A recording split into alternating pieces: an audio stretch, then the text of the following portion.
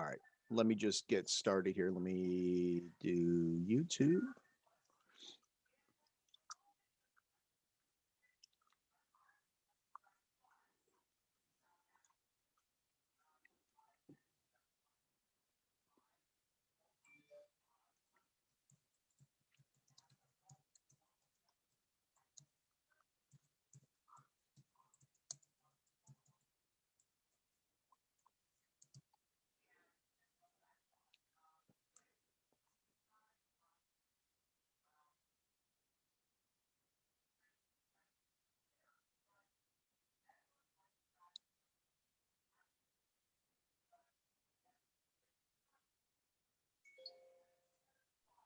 All right, cool. All right, we're golden now. Let me. How's everybody doing? Sorry for the delay. I didn't know my I didn't know my computer was going to take 45 minutes to ultimately update. So it is what it is.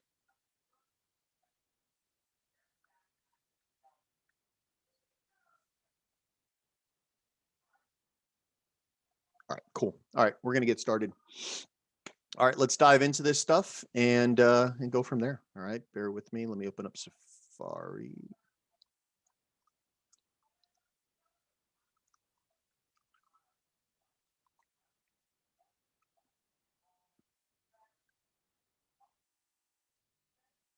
All right, awesome. Here we go. Here we go. Here we go. So happy Tuesday, everybody. Kind of dive into see what the market's going to bring this week. I'll tell you what, the get a computer that has Windows. No, because then instead of just doing simple updates, I'm going to be having to do viruses and antiviruses and spamware and all that other crap. And yeah, no, I'm good. I'll stick with my Macs. I'll stick with my Macs, man. So, all right, let's dive into it. Got $10 on Kaj as a limited case Asian for the win. Do you? Off the buy or off the sell? What are you doing here? Let me see. Off the sell. Yeah. All right. Yeah, I'm gonna wait. I'm gonna wait. I mean, I agree. We're gonna sell from there, but I want to see the distro. Just because, and this is why. So you've got your buying climax. Where's your secondary test? Because for me, this is my secondary test. And potentially we could get an up thrust. So that's why I'm going to wait for the distro. Yeah, I mean, I agree. I want to sell out of this supply point. We got a previous distro in there, but yeah, listen, $10, throw $10 at it. That R to R you've already seen. I mean, when we're looking at it, $10 can turn into a couple $1,000 when it gets down to here. So by far I agree with it, but I'm going to wait. So let's dive into it. And if you guys got something that you're looking at, definitely drop the chart. Maybe I don't have it and we'll take a look at it. All right. To recap, let's recap. So I'm currently only in, you're not on a full screen. I'm not. Hold on. Desktop. Gotcha, man. Thank you. There we go. I don't know why it does that, why it defaults. There we go. Please check AU.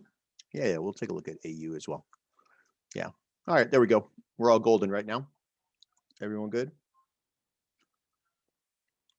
Awesome. Bear with me. Give me 1 second.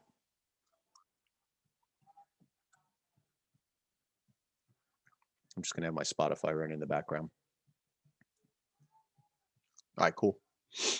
All right, so Chef JPY, just a quick recap, right? Let's break this down. So I was looking for a sell, right? I was looking for a sell, and we slowly started to get some distribution out of here. I was in a sell for the past probably like week, and we'll kind of talk about it, but higher time frame, right? Higher time frame. This is what's maintaining bullishness right here. All right, and we are bullish on the higher time frame. we were in this really nice distribution that I was looking at. Okay. And what I wanted to see was I just wanted to see ultimately some really nice price action to get us to go lower. And then you can see kind of what happened today. So we had a higher time frame reaccumulation that went ahead and popped above the UTAT, confirming the reaccumulation, because we've got the jump of the creek and we now have a break of structure. All right, there you go, break of structure. So I'm going to be looking for buys all day long. I'll be looking for buys now on Chef JPY. The first area I'm going to be looking for buys is out of this lower time frame reaccumulation, and then of course I'll be looking out here because this is our shakeout right over here. All right, right in here. But to kind of give you guys some background on this, where I was in the sell was from last week out of the extreme.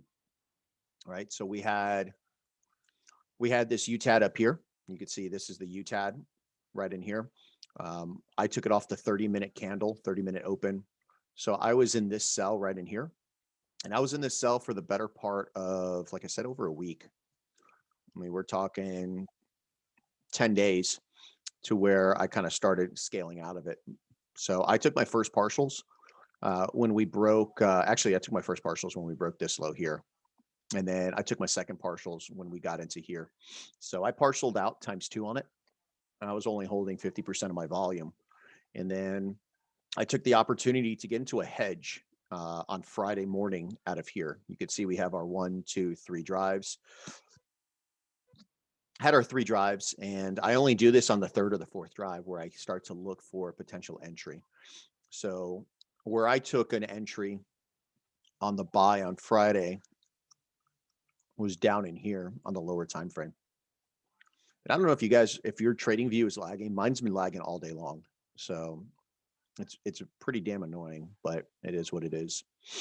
So I took an entry out of this accumulation down here. It's actually off the 15-second.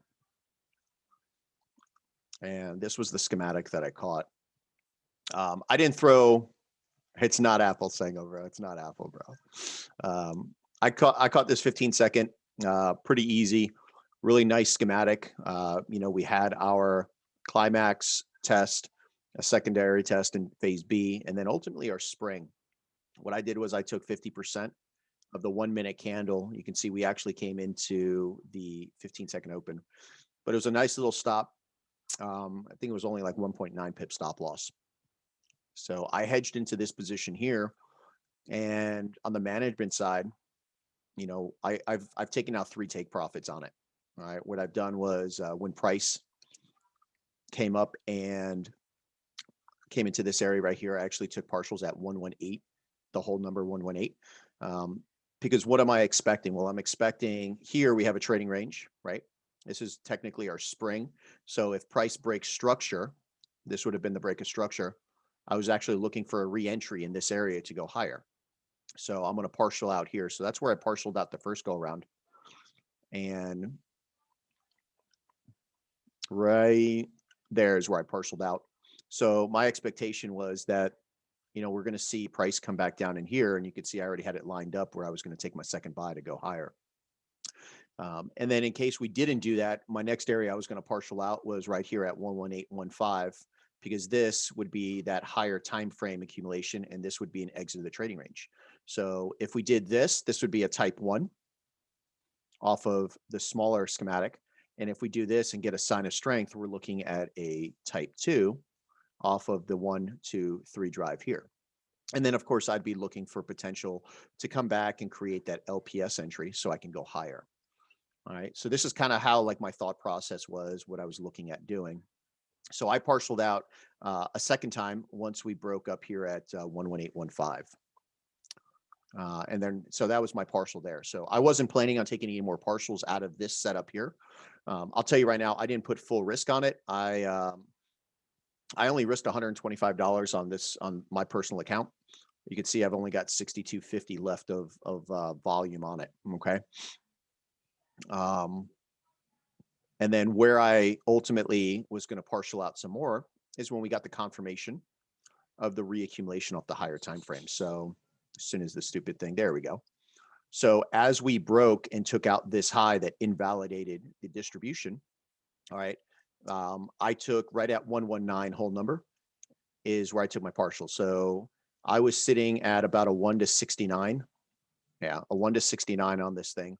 I took my third partials. So I'm only holding 25% volume, and I plan on not taking any more partials out of this until we get up into like the weekly candle.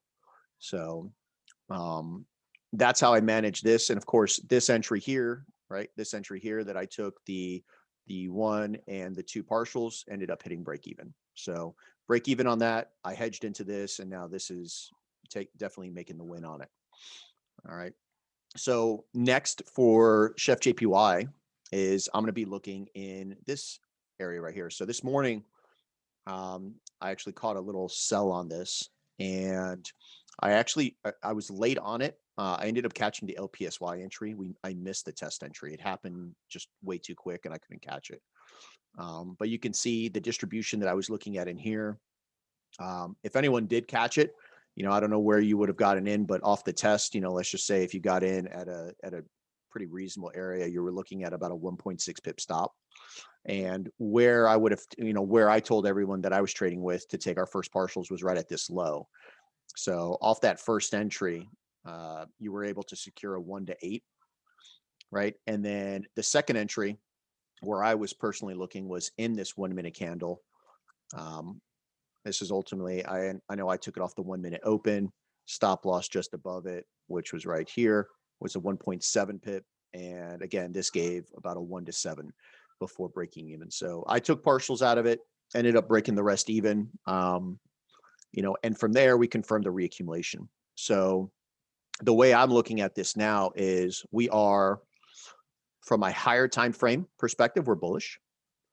From an intraday perspective, we are bullish. And from a lower time frame perspective, we are bullish, right? So if I'm going to start looking for buys, I got to start with the lower time frame. And the lower time frame right now for me is this area right here. This is our shakeout. All right. So what I'm essentially looking for is, this was the attempted distribution. This is price manipulating, sweeping the lows, giving us that shakeout that we need on the reaccumulation. And I need now to look at this entire move for price to come back and mitigate at least half of it. All right. So, yeah, we'll take a look at it, bro. So what I've got on my plate is 80% of the 25 minute.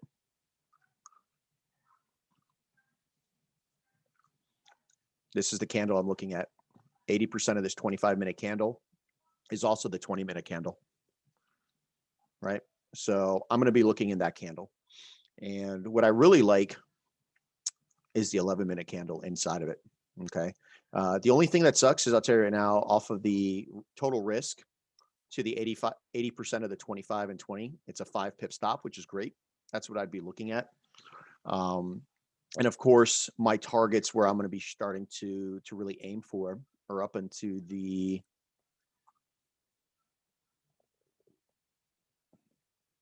this weekly imbalance.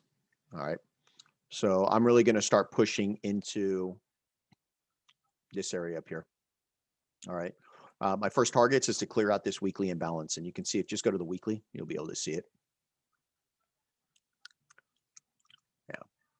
So this weekly imbalance, and you can see that weekly candle that's sitting here. I want to come to at least 50% of that weekly candle.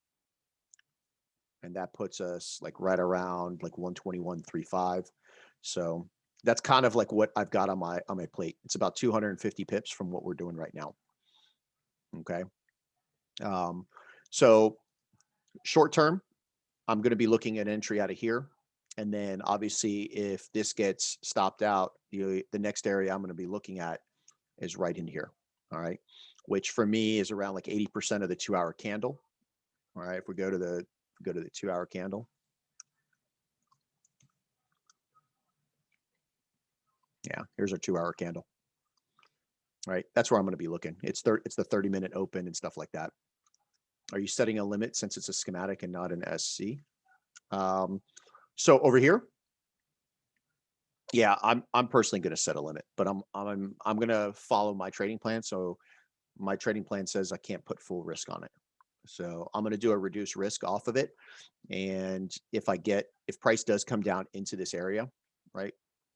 If price does come down into this area, like I said, I'll put half of my risk off the limit. And then if we get a schematic, I'll play the schematic and put the rest of the risk on the schematic. So that's how I'm going to play it. All right. And then, like I said, if this gets stopped out, the next area I'm going to be looking at is down here off this 30-minute and 80% of the 2-hour. All right. Yeah. You can see it's the 30-minute open. Yeah, this is where I'm going to be playing. Okay. So we'll see how this goes. Chef JPY doesn't move very fast. So potentially we may get this play tonight, London session, or into New York. Longer term, to get way down here, it's going to take a while. So, but that's what I got on Chef JPY. All right. Yeah, let's see what you got, bro. So you were looking to play. Let's see. Hold on.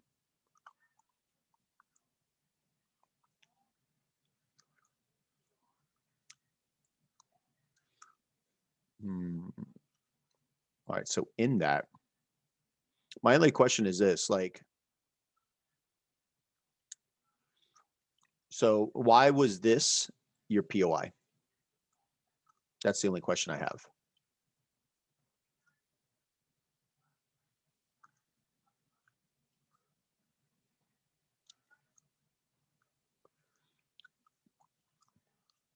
But it's not the decisional area from the leg. That's the problem, right? Decisional area from the leg is right here. That's the slingshot.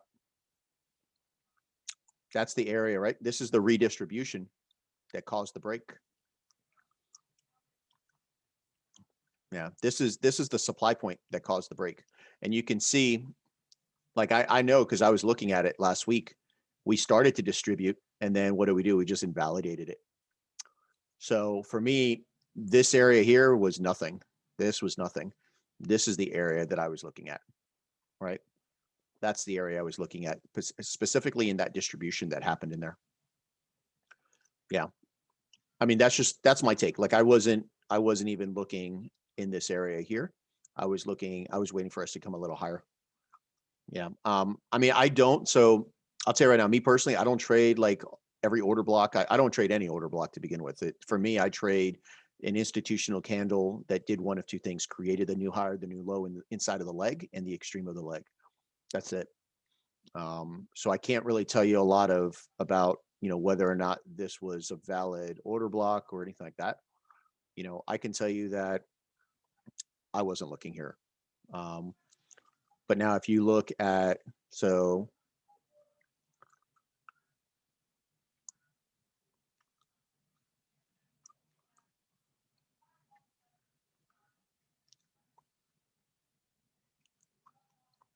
let me look at it. Let me look what happened in price. I mean, so you were looking here, right? This is where you were looking. Yeah, that's where you were looking. I mean, I could see the distro in there that turns reaccumulation. Let's see real quick. Hold on.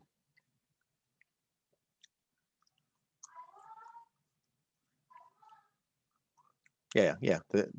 For me, the area that causes the break of structure is like the new high or new low is the slingshot.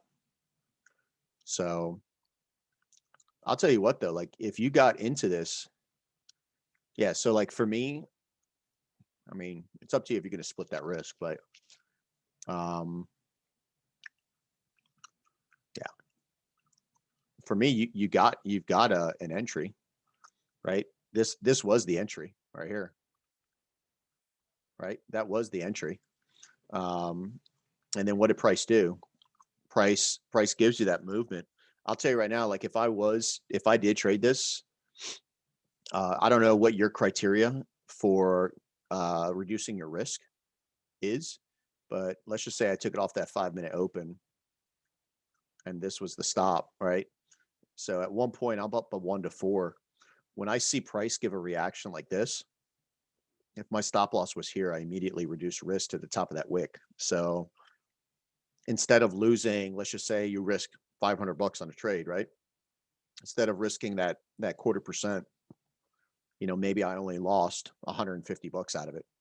So it's all about reducing your exposure in your capital. That's how I trade. So I would have reduced risk on it. I was asleep when this triggered. Okay. No, but I'm testing out an EA. Here I'll even throw the link in here. I'm testing out an EA. So I learned today that your MT5 has to be open. Where's it at? Right here. I'm testing this out. You can put the credentials, you can put how many pips it has to go in profit before it goes to break even. You can put how many pips in break even you want to go to. But this is the website that you can download for MT5, the EA. So, like I said, the only thing is you've got to make sure that the EA is running at all times. So I had to keep my computer on. So I tested it out today, and it doesn't work if you close out the EA. Okay. But yeah, on this distribution, I mean, yeah, I would have reduced the risk to at least, save some of my equity on it. And then of course, if we would have taken this low, I would have gone to break even. Yeah, but it all comes back to just understanding the point of interest. For me, I wasn't even contemplating looking in here. I wanted us to come a little higher. So, yep, perfect. So that's Chef JPY. Let's talk about EJ, because I don't think there's anybody happier in this world right now that EJ turned into a reaccumulation than me. So long story short, everyone, I mean, I've been in this thing since March 25th, because I just looked at my journal today. Since March 25th, I've been in this trade, and I am currently now holding 50% volume on 2 orders, and we're sitting at 317 pips and counting. So yeah, everyone asked Sengo how he's doing with EJ.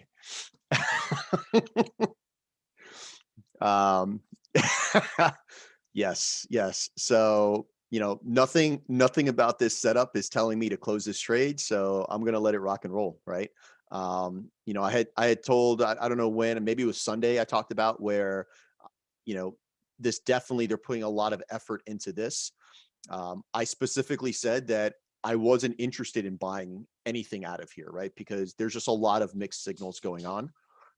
I either wanted us just to distribute and come lower, or confirm the reaccumulation and just shoot up. So, for me, it was a pretty easy move. I was tracking this all day today. I was seeing if there was a way to get into a trade. And for me, there was no entry, right? When we came in here, you can see maybe the 5-minute was a little better view. Hold on, let me just see. You're still holding from EJ down? Yeah. There's no point. Listen, there's no reason. We're bullish now on every time frame. There's no reason to close this trade out. I mean, I've partialed out. Like I said, I think 2 weeks ago, I said I've partialed out the most I'm going to partial out. I'm holding 50% of both orders, and I'm just going to keep riding it until we get up to the weekly candle that I want to, ultimately get out of, and work a hedge in. So EJ coming into the point of interest, and I'll tell you right now, like I was looking at the 152-minute candle. So we were getting very close into this area that I wanted to trade out of. We have a really nice, clean distribution that's going on here. The only thing is it didn't give me my valid confirmation for entry, right? When we created our 1, 2, 3 drives, okay, I needed now my UTAD, and this was the UTAD that I validated. If we go off the previous high, well, this is the low that I need us to break. So I needed price now to trade below this low for the break of structure. And then I'd be looking for an entry up here. And we never got it, right? So I couldn't take an entry off of this 5-minute schematic. And then I even said, okay, you know what? I'll give it a go. I'll throw a little bit of capital at this into this schematic, right? So what do we have? We had our trading range, right? We had our climax, test, and ultimately this was the UTAD, right? This was our UTAD. But if this was our high, and this was the previous high, right? This is the low that I needed us to break. All right. And then we never did that. And then when we created this up here, then I even moved it up here. I was like, all right, well, if we break this, maybe I'll take something out of this fractal distribution here. The darn thing never did it. All right. I mean, all that we're seeing, and I think like Thomas said it best this morning was, I mean, we're trying to sell into bullish conditions. And that's ultimately what it is, right? The sell here was just the hedge for all of us that are holding the buys, right? So unfortunately, it just never gave me a confirmation to sell. So, no break of structure, no entry. I mean, that's how I play. Like I'm not one of those guys that counts a minor break of structure. I need within that schematic, I need the break of structure or there's no entry. So unfortunately, this thing just ended up going skyrocketing to wherever the heck it's going to end up going. So now the thing is, all right, where do we look for a buy? And I'm going to give it two goes, right? What makes a fractal distribution? So a fractal distribution is just a distribution within a distribution. That's it. Now, you have a US 30 idea? I mean, we can try, but yeah, we can try, but yeah, we'll take a look at it and we'll see. Yeah, fractal distribution is just distribution within distribution, So ideally, here's your intraday distribution schematic, and then here's your fractal on a lower time frame, right? So hear me out. Like we're bullish higher time frame, bullish intraday, bullish lower time frame. What's maintaining lower time frame structure? And it's this right here, right? This is what's maintaining lower time frame structure. So just like Chef JPY, out of this reaccumulation, I'm going to give it a go when we come back down. You can see my alert sitting right here. And then if this gets clapped out, this is our shakeout, right? This is our shakeout right here. And we have demand. We have an accumulation that happened in here. So this is where I'm going to be looking. All right. One of the things too, like I have very strict rules, right? The reason why this was not a limit order is because why? Well, we never broke structure. Even though supply was gaining foot, they were gaining some ground on all these cells. Ultimately, this low never traded below this low. And this was the low that was maintaining structure, right? We never got that break of structure. So because we never got that break of structure, there's no limit up here for me, right? Everything has a rule for me. And without those confirmations, I can't, proceed to get, the proper risk to reward, the proper credentials for me to actually get into these trades. Yeah. All right, cool, man. Thank you. Yeah. Guys, give me 2 seconds. Hold on. The dog is barking outside and I got to bring in before I lose my mind. Hold on.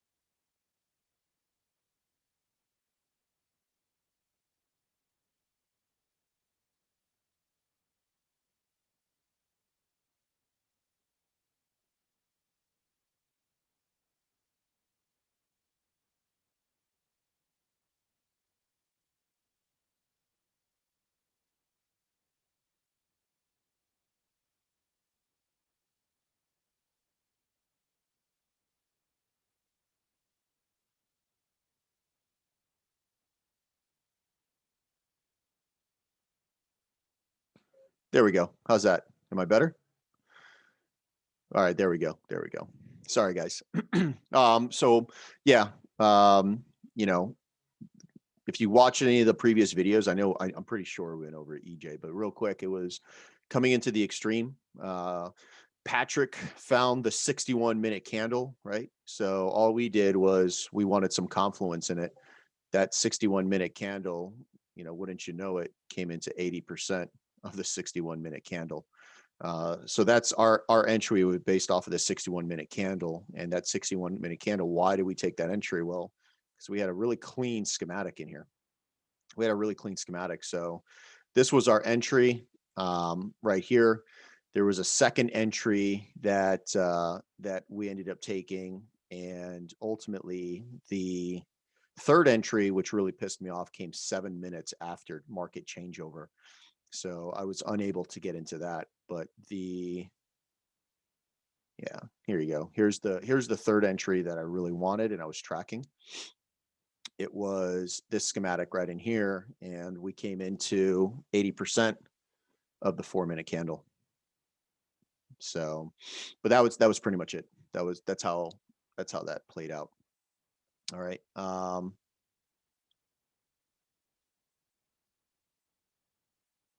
You guys didn't hear what I said about does the fractal distribution always happen at the higher time frame of the UTAT? It could. I mean, yeah, I mean, I'll tell you this, like, I typically wait for a fractal distribution. Yeah. I mean, I would say at least 60 to 70% of the time you're going to get it. So I would rather take the distribution. But I will tell you that I still put the limit order on the extreme of the candle. So, all right. So that's EJ. EJ's pretty self-explanatory. Now it's just a waiting game. Like I said, I'm gonna give my first shots at buying this thing out of this reaccumulation, and then from there, I'm gonna go into this accumulation down here and look for buys to take it up. So that's what I got in EJ. Chef JPY, same thing, and might as well stick with the yen crosses. CAD JPY is pretty similar, except for the fact that I'm actually going to be trying to sell this sucker if we get it right. As soon as TradingView gets to, oh wow, come on. There we go. Okay. So I'm looking for sells on CAD JPY. Just from the intraday perspective, if you haven't noticed, it looks like we are potentially in a distribution that's going to hopefully give us something to work with here. So you can see intraday time frame, right? We've already broken structure to the downside. And just to show you, like, off of this view here. Yeah, off this view here, you could see change of character, come up to our secondary test, and then get our minor sign of weakness. So I'm personally waiting for a distribution. I'm going to be waiting for a distribution right in here tonight to take this lower. We could potentially come up into 50% of the 3-day candle or 80%, doesn't matter, but I'm looking to trade a little deeper into this blue box to then get us to go lower. I could tell you that I'm going to give a couple of shots or attempts at getting into this to go lower, simply because if I could catch this ride coming down, I mean, potentially we're looking at just say if I can get in here, we're looking at probably about almost a 900 pip move, right? About a 900 pip move to get back down into this area here. This is the larger time frame reaccumulation that started this run. So this is where demand is sitting. So that's kind of what I'm waiting on. Like I said, from a intraday perspective, we do have a valid distribution that occurred right in here. All right. So anywhere in here is where I'm looking for, lower time frame distros. And of course, I'll be taking partials. I'll tell you right now, this area right here is going to be a significant area where I'm going to be taking some partials. All right. And then, the plan is take 2 partials in between, 85,400 and like 88, 86, 800, this area here. And then I'm going to hold the rest of the volume and just start scaling out of it once we get, some lower areas of discounted price. All right. So CAD J, same thing. I'm looking for the sell out of here. All right. But I am personally waiting for the distro just because we could pop up and make a UT. Right. So, because this to me is just our secondary test. So that's CAD-J. Let's see. What do you got, bro? NJ. Yeah, we'll take a look at it. Yeah. All right, hold on. AU, we'll talk about AU. I know some of the people are in AU cells. I'll tell you right now, I forgot the stupid thing. I forgot to put the order in. So it happened. So for me, this happened at like 10 o'clock Eastern time. And I wasn't even thinking. Like I by the time I went to bed and I totally forgot to put the order in, and by that time we had already moved and there was no chance of it coming back. So what do I classify as intraday? Um, I guess the movement of price between maybe like 2 to 3 days worth of price action. Yeah, that's the intraday for me. So higher time frame, we're bearish on AU, right? We've broken structure. So this is how we're looking on AU, right? We've broken the intraday structure point right here. All right. You could see that we are in a type 2 schematic. And what are we doing? We're reacting out of the slingshot area that created that break of structure. Okay. You caught it, but listen, the cells suck, man. You're not protected on a sell side because the broker can manipulate you, where at least on buys you're protected. So we came right into the slingshot area that caused the break, right? Actually, so it caused this break, and it was one pipette that it dropped below here. So this was the valid slingshot area, and then you can see we got a type 1 in here. All right, we got a type 1. I know, what was it, like the 80% of the 15-minute is what we were looking at, and that's where she came into, right into 80% of the 15-minute candle that was sitting right up here, right?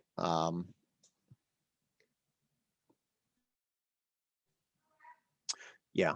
So at this point now, I mean, I'm just going to let AU do its thing. Ideally, any signs of accumulation. So like, just say we start to accumulate in here. I'll be looking for the potential of a redistro and then playing off of that intraday move to go lower, you know? So that's kind of my play on AU. Like I missed the boat on this sell. Could it come higher? I mean, it could. This is just a slingshot area, right? We could trade higher into the extreme of the leg, but I am looking for some lower prices on it. So SC is an institutional candle that broke structure. You can call it an institutional candle. I call it the area of price that breaks structure, cause and effect, right? It's what caused the break of structure. Yeah, causes the new high or the new low. Hold on, I'll open up these. And what you got here, man? This is AU. So you got in there. Why'd you get in there? Just curious. Why'd you get in here?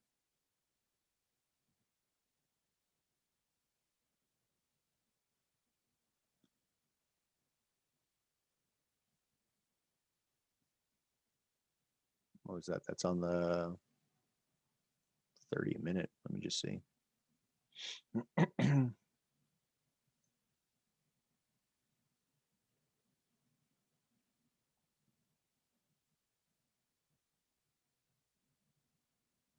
Yeah, you got in. What are you saying? You got in here? Let me see. You got in at 8:28. So you got in right over here. Yeah, I don't know. Yeah, for me, drop base drop. Oh, okay. I got you. What's your like average R to R and success rate with doing rally base rally and drop base drop?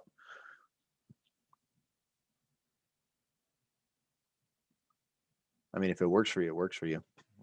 I mean, that it works, Yeah, just for me, yeah, it's all good. Yeah, for right now on AU, I need us to break structure now. 1 to 5. So you average out of all your trades on a drop-based drop or a rally-based rally? No, stick with it. If you're averaging 1 to 5 against all wins and losses, absolutely, man. That's terrific. Yeah. No, that's pretty good. I'll tell you right now, like my gauge is if I take, like, say I take 100 trades, whether they're wins or losses, right? And the average R to R is a 1 to 4, then that's a check for me. Like that's a winning setup because, like I said, I mean, out of a 1 to 4, I'm making 400% R to R on my 100 trades. So yeah, if you're doing a 1 to 5, I mean, theoretically, just stick to that because you're going to make 500 times what you would make in a 100 trade move. So yeah, that's I wouldn't change that. I mean, shoot, you're on a 1 to 5. Yeah, that's pretty rock solid. I don't trade like that. I never really dove into the analytics of understanding where and how and why to pick specific candles and stuff like that. So I never did it. But yeah, for AU right now, what I'd be waiting for is truthfully, you see my alert down here. The low's broken. I'm going to wait for us to confirm this break because at this point right now, this to this, or essentially this to this to this, and if we make this new low would be here. Now I'd be looking for that pullback to get into another sell to go lower. So that's what I'm waiting on AU. All right, but yeah, it's moving pretty nicely. For those that are in this thing, you're ultimately looking at I mean, that was a 2.5 pip stop loss. So you're sitting at a 1 to 18. Yeah, you're sitting like at a 1 to 18 on it right now. So what about the AU extreme? Which one? The one way up there, up to the top? Yeah, what about it? Yeah, this one way up here.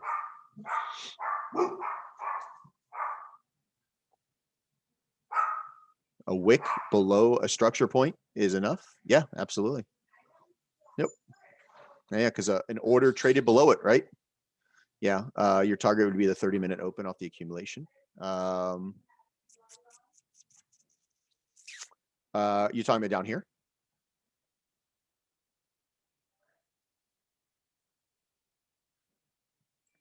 Yeah, I'd be looking, like, if you're in this, yeah, because I know you're in it, right?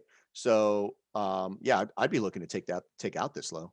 Obviously partial out. This is so like if I was in this right now, I'd be planning on partialing out right here. So this would be first partial. I'd be looking at partials in here. So if you're going to take, if you're going to take, let's just say, you've got, say you got 4 orders, right, that you've taken. I'll do one order right here. And then what I would do is I would split the order. So I would do maybe like 0.13% out of this, and then 0.11%, because you can't do 125, or if you can, if your account's that large, you can. But I would partial out here, and then obviously when we take that low, I'd partial out, and then I would hold the rest volume going down, because this does have room to go. But yet by far, first partials need to be right here, and I would do it just above.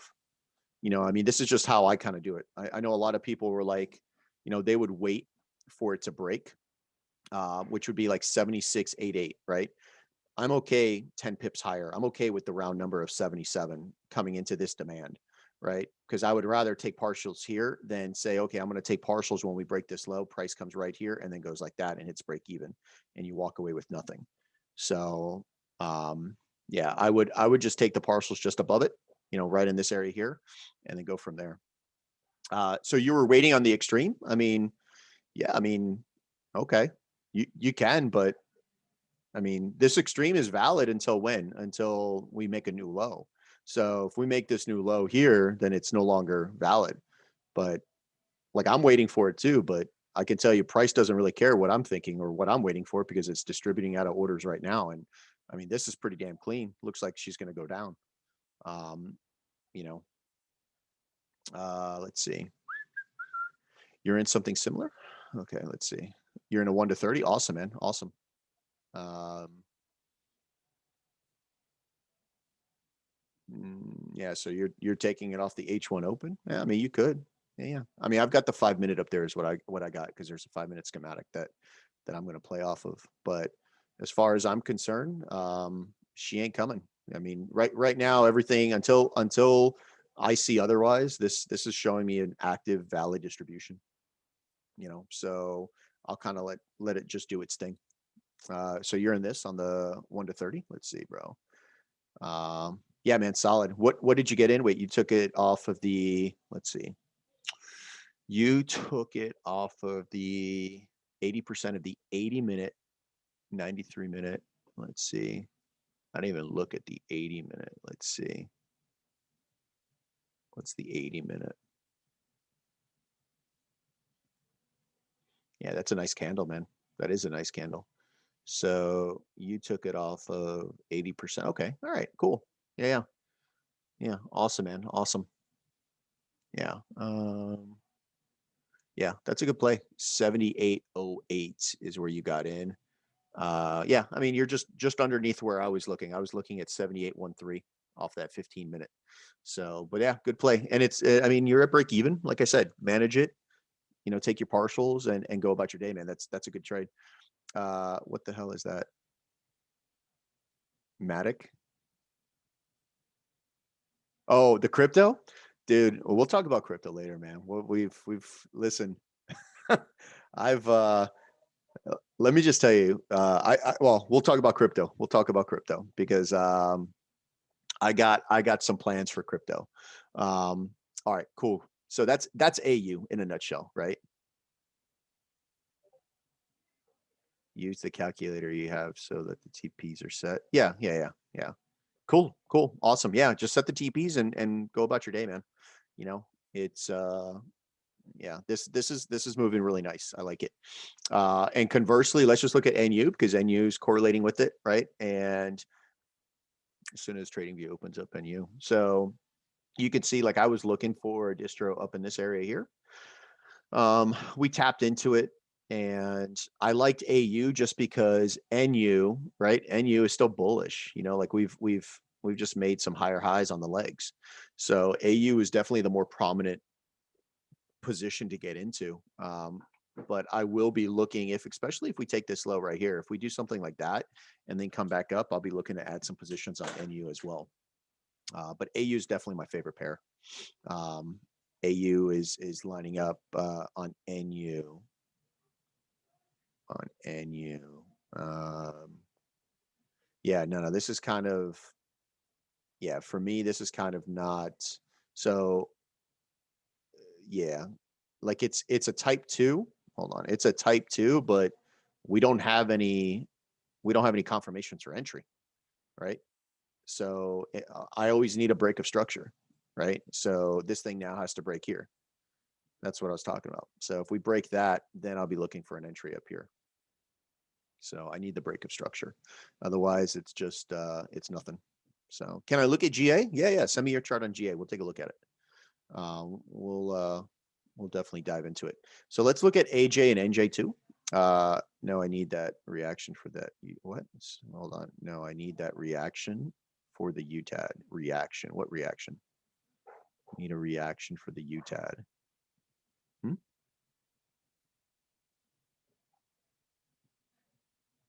No, I've never done a video on structure, man. Yeah. Unfortunately, no. Listen, you guys are lucky you got that journaling video. I'm not gonna lie. I specifically woke up early on Sunday morning just to do it.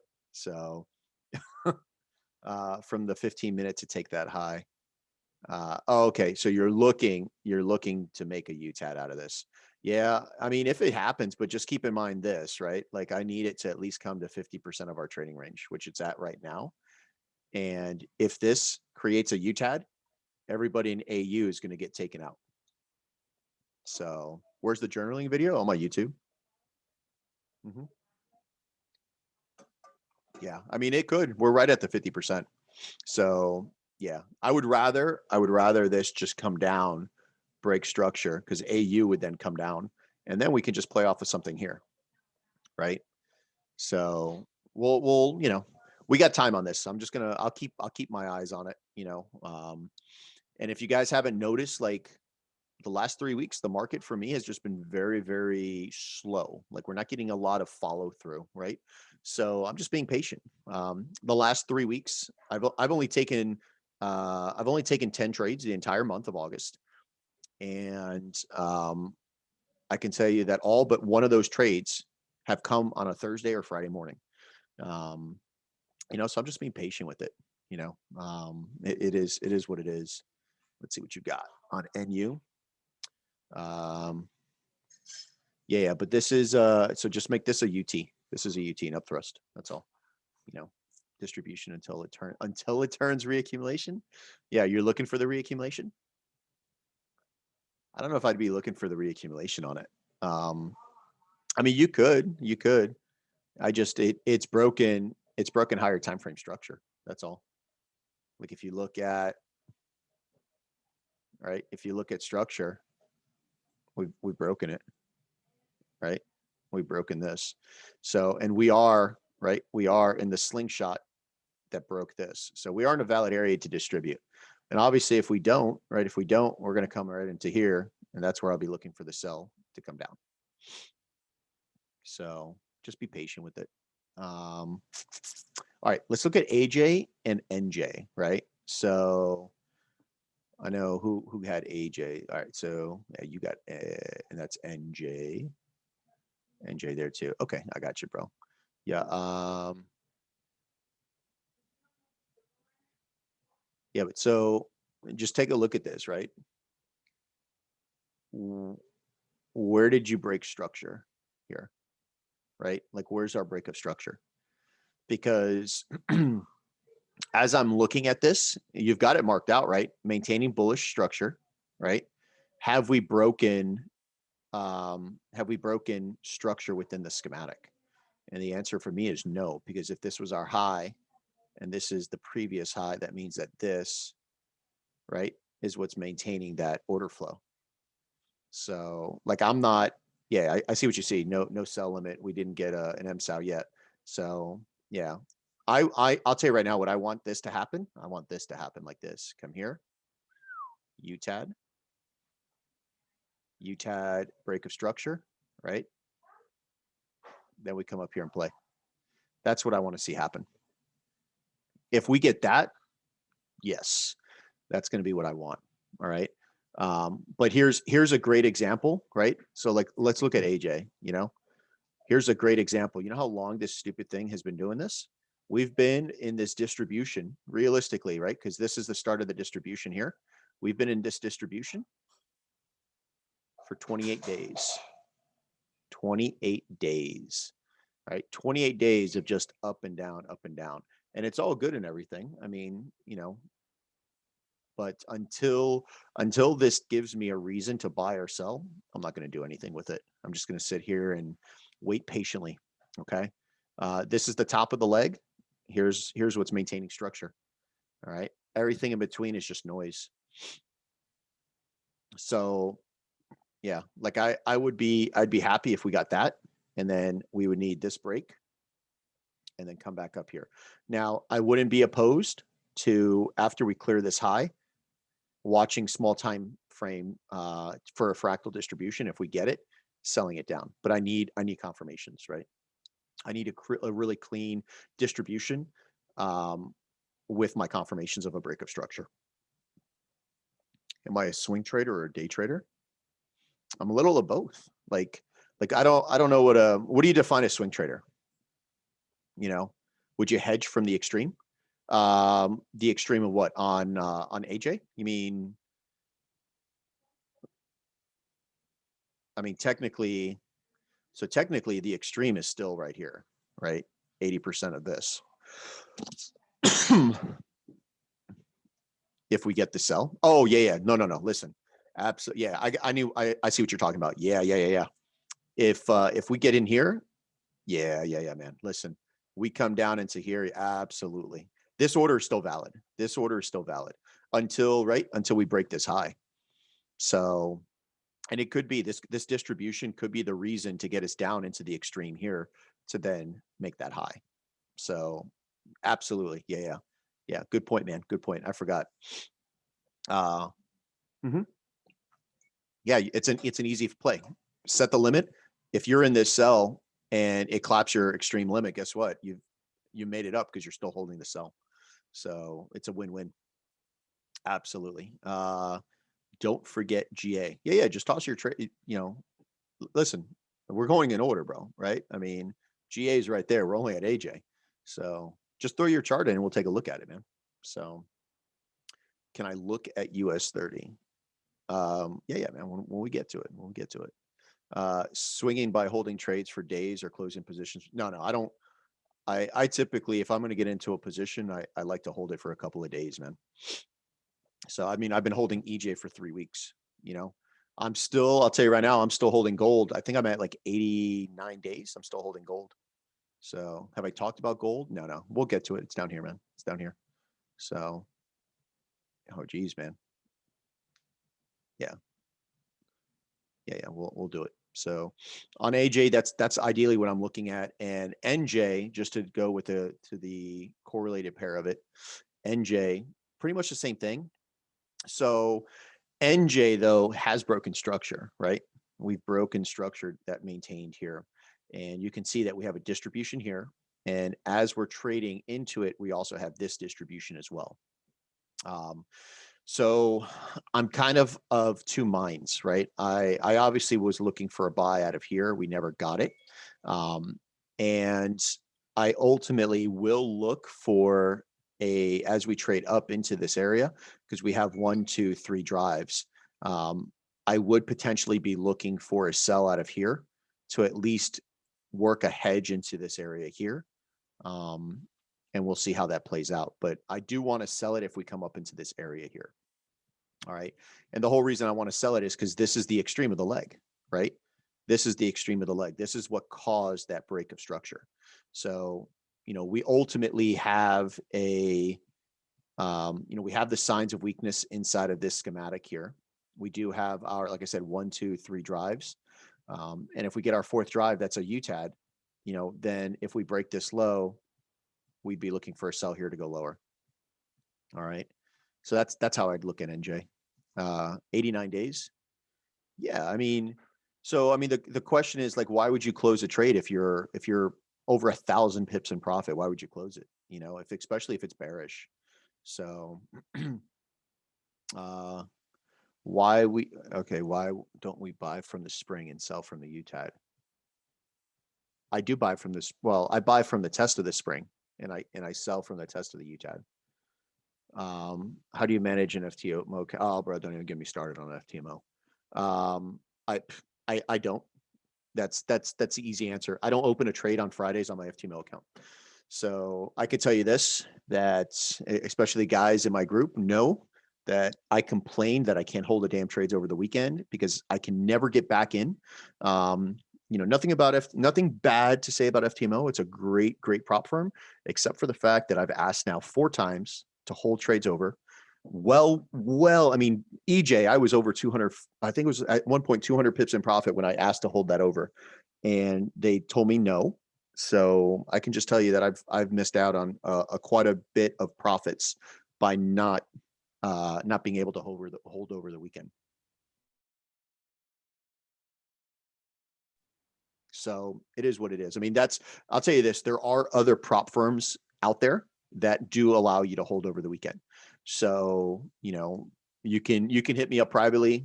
I'll give you some recommendations. You're not limited to just trading one prop firm. There's a couple guys I know that are maxed out on multiple of them.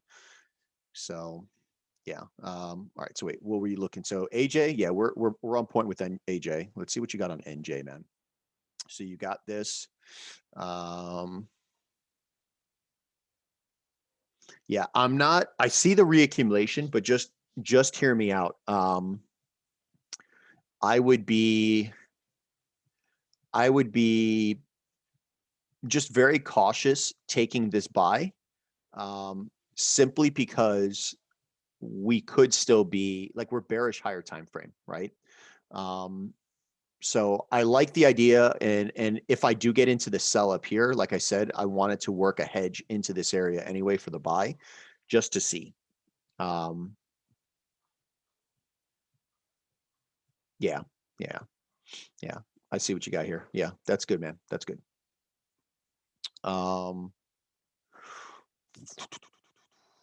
Yeah, yeah. Okay, so it's the same thing. Yeah, yeah. If we get the UTAD here, yeah, if we get that UTAD, I like it. And then if you do get into that sell, get ready to work a hedge in here, you know. So, and obviously, yeah, there's a lot of accumulation that happened in here. So that's where I'd be looking as well. What do you got? US 30. Yeah, we'll look at US 30 in a sec. Let me get through my primary Forex pairs. Let's see. No, fractal distributions. A fractal distribution is just a distribution within a distribution. So it doesn't have to happen in the extreme of the leg. It could happen in the slingshot area. I know that's someone.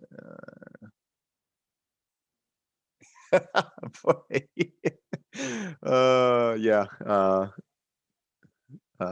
Send him the chart. What chart? Oh, wait. You talking about the XRP chart? So you said you buy the test of the spring and sell. Oh, to FTMO. Oh, yeah, I know, bro. I do. I send him the chart. I send him an email explaining to them, even showing them bro, don't even get me started. Don't even get me started. If you guys trade FTMO, you know that you just don't send an email and you get a reply within an hour. You typically get a reply like 3 days later. So yeah. Yeah. And let's see, you buy the test of the spring and sell the test of the UTAD. Yep. Yeah. And meanwhile, do I hedge? Yeah, I hedge. I hedge. Absolutely. So yeah. Yeah. Okay. Cool. Give me 1 sec here. All right. Cool.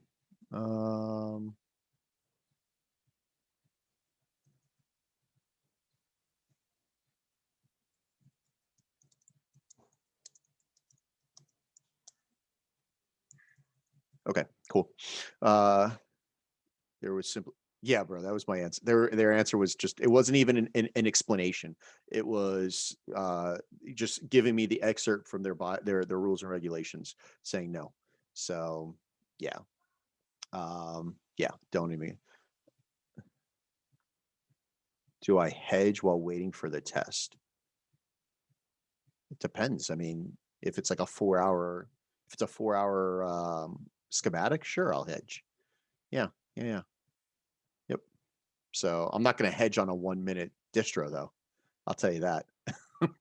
Yeah, it's got to be for me to get into a trade. It's got to be a minimum of 1 to 10. On NJ, could you explain how you chose your 4 hour leg?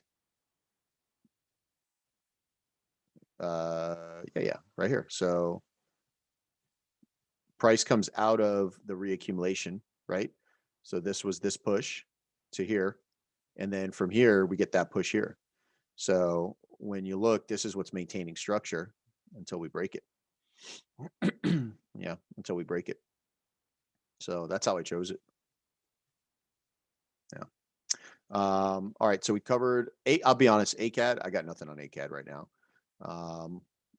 I know, like Sango, I know you were watching ACAD for a little bit. I mean, this is kind of what I'm waiting on, but I guess we're a little closer now. Hold on. How far are we?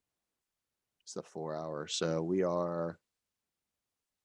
Oh, we're like 50 pips. Okay. All right. So, well, we'll talk about ACAD real quick. I will look. What is this? The 219 minute. Who came up? Who found the 219? Somebody found the 219. Yeah, we come into this slingshot area, which was a reaccumulation. If we get a schematic in here, I'll be looking to take it up. And then ultimately the 107. The 107 is this candle down here in this type 4 accumulation that I'd be looking to play off of if we come deeper. But pretty simple stuff, right? You could see that we just walked ourselves down, and then we broke structure. Came down, made a new low, and then we came into the make that new high. So this is the intraday leg that I want to play off of. This is what's maintaining bullishness right now on that intraday leg. All right. Um, I'll look at gold when we get to it. Yeah. I don't know. I wouldn't say it's reaccumulating, but I mean, we'll see.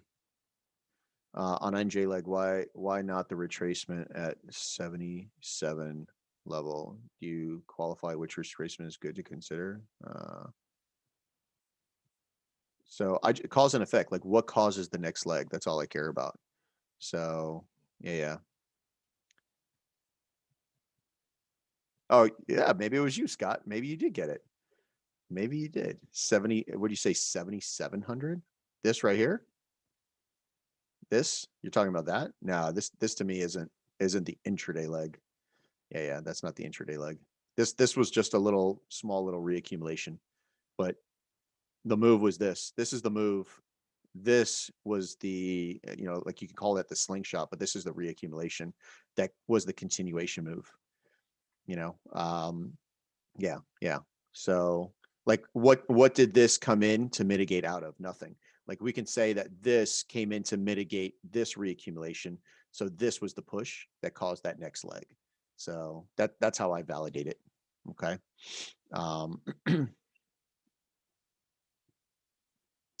Yeah, what you got on odd cap, bro? Let's look. On the 2 hour. Yeah, no. Yeah. So it's a type 5, right? It's a type 5 schematic. So this is your secondary test, sign of strength. Yeah. Yep. So yeah, I tell you, I'm not looking at a sell though, but good luck with that. I will be looking. Yeah, most definitely I'll be looking here. I'm not looking down here anymore, just because we've made a new leg, right? We've made a new leg. We've done this to this, this to this, this to this. So this is what's maintaining bullishness right now on it. So that's how I'm going to play it. Yeah, that's how I'm going to play it. Yeah. So my SC area is right here, this reaccumulation that occurred in here. Like if you just come down to you come down to the 1 hour, you'll see the reaccumulation right here. So this is the area that I'll wait for a schematic. And then we'll play ball with it. We'll see how we can go. Just keep in mind, you are seeing a little bit of an ugly distribution. So I would venture to say that when I do get into this buy here, if I do, one of the key areas I'm going to probably be looking to take some partials is right in here. So maybe like around like 97.30, 97.40, somewhere in there. Okay. What is an intraday leg time frame wise? So I'll tell you right now, I don't use time frames like that. I don't say it's on the 1 hour time frame, because I can show you the intraday leg on a 15-minute, So yeah, where's my SC area? Right here. Yeah, this is the reaccumulation. So this is the reaccumulation that caused this break. So this is the SC area. Yeah, this is the slingshot. Yep. Yeah, there you go. Scott's on it, bro. Look at that SC area. Yes, you got it, Scott. Thank you, bro. Went on that note about mitigation. Yep. Cool. Yeah. All right. So yeah, ACAD, I'm looking here. Just keep in mind, like when you're looking at this, right? When you're looking at this chart on the intraday side, what do we see? Well, we see price coming down, right? So you had a type 4 accumulation with a type 5 right here. You got your inverse head and shoulders, which is a type 5. So this is what I'm looking for, is an LPS entry now, and I want that to come in here. So ideally, if we can do that, make a new high, and then we'll just kind of start working it. But clearly, just ask yourself, order flow. What's the order flow? Order flow is bullish now, right? We've seen that changing of hands. We've seen the change of character. So we got to now play what we're seeing. Okay. Let's see. Volume point of control gives a nice confluence as well. Volume. Oh my goodness. What is all of this? All right, hold on. So yeah, my only question is this though, and this is why I use the volume profile, but I don't use it very often, right? So my only question is this. Have you checked every broker and make sure that this is consistent? Because the problem that we have is that's why I don't use volume in Forex. I use it in stocks. I'll use it in futures, but you're only getting the volume from that broker. So I don't care what Owanda or Forex.com has for volume. I care about what the institutional orders are. Um, so yeah, yeah, yeah, yeah. But yeah, all good, man. All good. Yeah, I'm waiting on the same thing. I'm waiting on the same thing. Let's see. Let's see. Where do you find a type? Find what? Hold on. Where do you find a type? Oh wait. But when the broker is huge, doesn't it count for something? Um, well, I mean, I don't want to take too much time on it, but I can tell you that Owanda has nowhere near the money injected into the market as any of the institutional banks like Morgan Stanley, Citigroup, Barclays, right? A retail Forex broker. I'll tell you this, all of retail Forex accounts for less than I think like 4% of the Forex market. So that's how I look at it, you know. So yeah, yeah. I mean, I like I said, I use volume, but I use it in stocks, and I mean, you can definitely use it on crypto because crypto, you can even look at the damn order books on crypto, so which is good. You just can't do it with Forex. So, where do you find a Type 5 schematic? Um, uh, man, I don't remember. I don't remember. Um, honestly, I have no. It's been over a year since I've looked at where I got it. So Ruben's second book incorporates, yeah, yeah, it does. But the problem is, if you look at most of his trades, it's in futures, it's in and it's in stocks.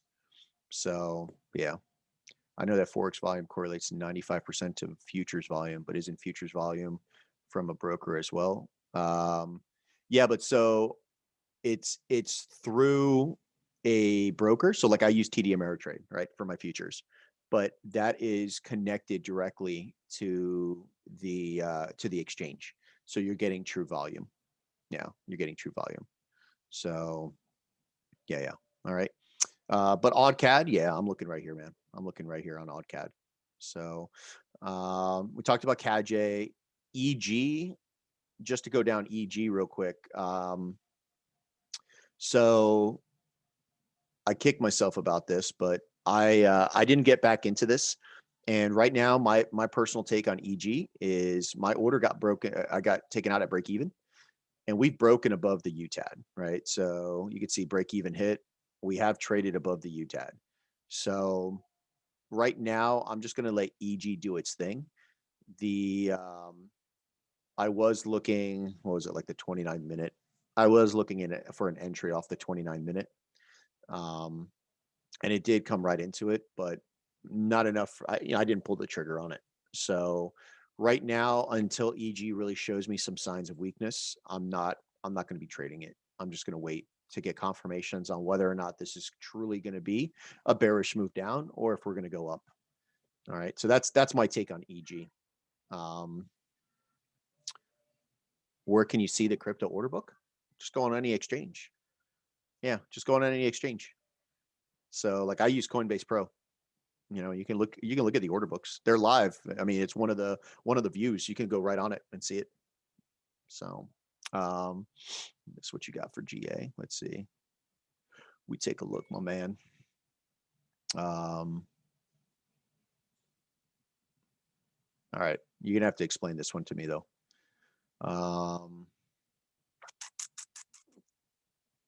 It's off the 3 minute. Yeah. All right. Well, we'll look at GA. We'll look at GA. I got it. I got it down here. But yeah, so my play on EG is I'm just gonna wait. I'm gonna wait to see what happens. Okay. EU. So EU, I'm looking for buys. I am looking for buys on EU. Um, so where I'm looking for buys is I'm gonna give it. Obviously, at this point here, I'm going to be looking for my first buys are going to come out of this reaccumulation area here.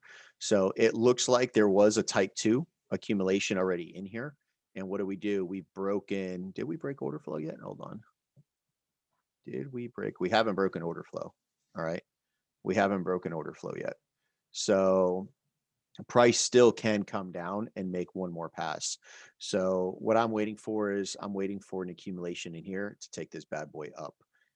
If I don't get it, then I'm going to be looking down here because this is what's maintaining the lower time frame structure for me right now. All right. This area here is just the slingshot, right? This is the low that made the new high. This is the slingshot that came out of it. All right. Do I still have a limit from last week on EU? You talking about this one down here? 94. Yep. No. No more. This is no longer a limit for me. Yeah, this is no longer a limit for me. Simply because, right, like we've done this now, right? We've come here to here to here to here. So this is what's maintaining structure for me on the lower time frame. Yeah. So this is the first area I'm going to play with. If we come down in here and give me a schematic, I'll take it. If not, I'm going to wait for a schematic here to take it up. Okay. Yeah. So, but I'm looking for EU buys. I mean, this stupid thing has just been eluding me for the past month. I haven't been able to really get a position that I want to really get into and hold. So it came really close in here. I missed it by I think like a pip, and then it just never gave anything else after that. So I do want to see what we can do in here. Yeah. So EU, I'm looking for buys. And of course, we did see a reaction. Let me get up here on the 1 hour. So we have broken, in my opinion, we have broken the intraday here. So we are bullish higher time frame. We are bullish intraday, and obviously we're bullish lower time frame. So that's why I'm going to give it a shot at this slingshot area first. But order flow definitely bullish. So I'm looking for buys on it. I'm definitely looking for buys on it. Let's go to GA. Let's take a look at GA here. So GA.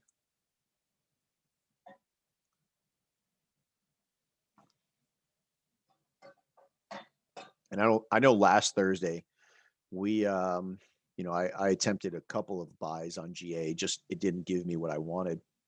So you can see because we failed to make a new high, because we failed to break this high that at this point, this is what's maintaining bearish structure on the intraday, right? I need a schematic. I'm not going to take an entry without a schematic, right? So I was looking into this area of demand, this type 1 schematic, and you could see this stupid thing came within like a pip of my alert, but never gave an entry. There's nothing in there for me to really play off of. So what I'm looking at now is, as soon as the fifth, there we go. So what I'd be looking at now is I want to see us break some order flow, right? So we've taken out this small time order flow right here. Just now we took it out. This is the reaccumulation that I'd be looking at playing off of. So if we trade higher, maybe during Asian and then come back down, I'd be looking for a schematic in here to then go higher, right? I mean, this could also be a reaccumulation that happens as well. Like we can get a push down, something like that. So GA, I'll tell you right now, is not high on my list just because we're kind of in the middle of nowhere, right? If you look at like the intraday time frame, we're just in the middle of nowhere. All right. This is the extreme that's maintaining bullishness. All right. This is the high, and we're kind of stuck right here. So you could see the schematic that's here. Could we push down one more time? Yeah. Truth be told, I would really appreciate it if we took out and made a new high. And if we made a new high, then I would really like to get into this to go higher, because at that point we'd have bullish order flow on that intraday. Okay. So like GA isn't in my like my top 5 list right now, just because it's in the middle of nowhere. I definitely have some better setups that I'd like to play. So, and I can delete that because that was on my journal. But that's what I got on GA. Like, I'm just waiting. You know, the fact that we were unable to break this right here kind of just gave me, you know, not a really good feeling about GA. I would really like for us to definitely take that high, then come down and go up. That's what I want to see on GA. All right. Um, other than that, I mean, there's nothing else for me to play on GA. You know, there's as far as structure goes and everything, like I said, we're in the middle of everything. All right.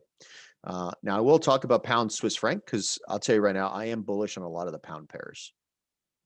And pound Swiss franc is where I'm looking right now. So everyone, you know, nothing's changed from last week. I'd be looking for accumulation if we come into this test area. But if you look at what's happening in the last like 24 to 48 hours, we came in, right? We came in, this was the high that pushed down. Well, we broke that order flow. We broke that. Okay. And then from there, what do we do? Well, we came into the slingshot that created that. We tapped into it. And at that point, what I want to do is I want us to now trade higher. If we can trade higher and create a new high, where I want to play off of is down in this area right here, which is off the 30-second. All right. Because we do have a schematic in there off the 30-second. She's sitting right in here. Yeah. Here's the schematic I want to play off of right in here. So, but it involves us making a new high. Until we make a new high, I'm just going to be, like I said, I'm not in a rush to throw my capital on the line. So this is where I'm going to play right here. That 30-second, that's the spring. So looking like a redistro to you. Okay. Yeah. Yeah. I mean, I can't say it's going to be a redistro until I get the 2 confirmations that make it a redistro for me. So yeah, I mean, for me, until we violate that spring, it's not a redistro. You know, and all we're doing is essentially we're sitting here building a schematic, right? 1, 2, 3 drives right now. So yeah. Yep. I make it a habit to trade what I see, right? So right now I'm seeing the accumulation. I'll react to a redistro. So in the event that we do violate this, we break through the ice and have the break of structure, then I'd be looking, we clearly had a distribution here that this tapped into. So my next play is going to be probably into this redistro that happens here. So, but until we get the higher time frame redistro, yeah, I'm not gonna play games with it. And just keep in mind, higher time frame, all right? Higher time frame. This is what's maintaining structure right here. So, we are in a valid area to do this. And if you look at pound futures is bullish. So, yeah, I'm looking at that. Let's see what you got, bro. G Chef. Yep. Yeah. Yeah. That's the same thing I got, man. Looks pretty good. So just like I said, if this trades up and makes a new high, I'm going to be looking in here for that buy. I want that buy. Oh, I'm sorry. I'll be looking here for that buy right in there. So price reacted from a weekly supply zone. Yep. Yeah, it did. Yep. I mean, we were looking for the sell out of this. We were looking for the sell. It just never gave it to us. So, and it, well, I mean, this is where weekly supply reacted from right here. So I'm pretty confident that we're either going to push up from here, and if we don't, we're coming into here. So that's the 2 options. Yeah. Yep. Okay. GJ, let's talk about GJ. What do we have on GJ here? Let's see. GU possible buys? Yeah. GU possible buys, man. Yeah.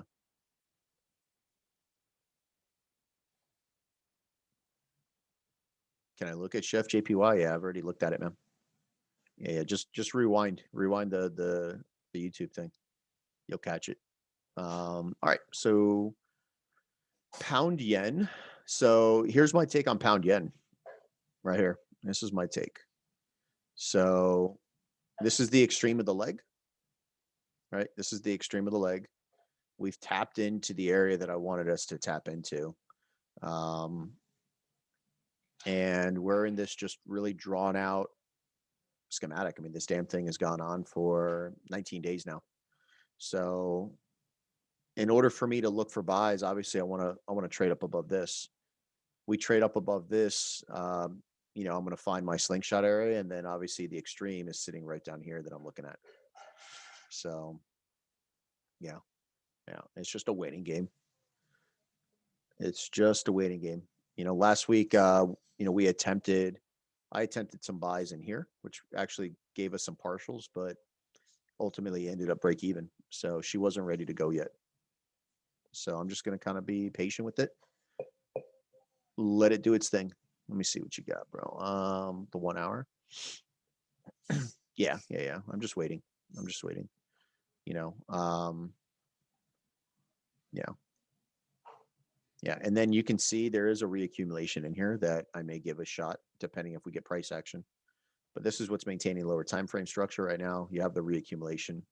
So price comes into this area here, potentially be looking for a buy to go take it up. So yeah. I definitely got GJ. All the yen crosses are on my radar. I'm just going to try to position myself into the best looking ones that give me the better price action.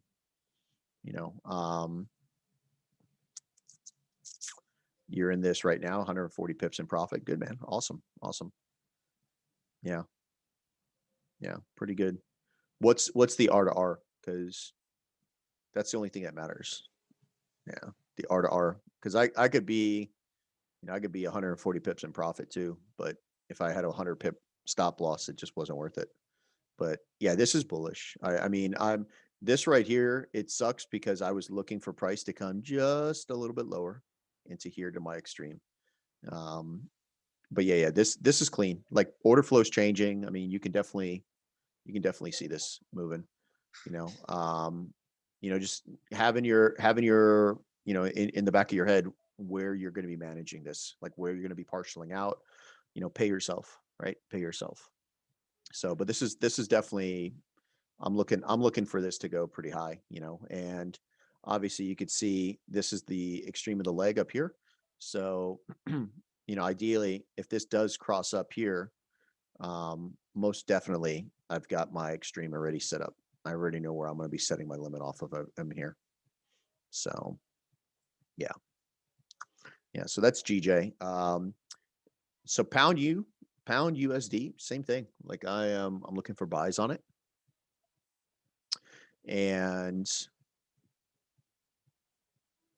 so we have violated intraday up here, right? We violated that with that move right in here.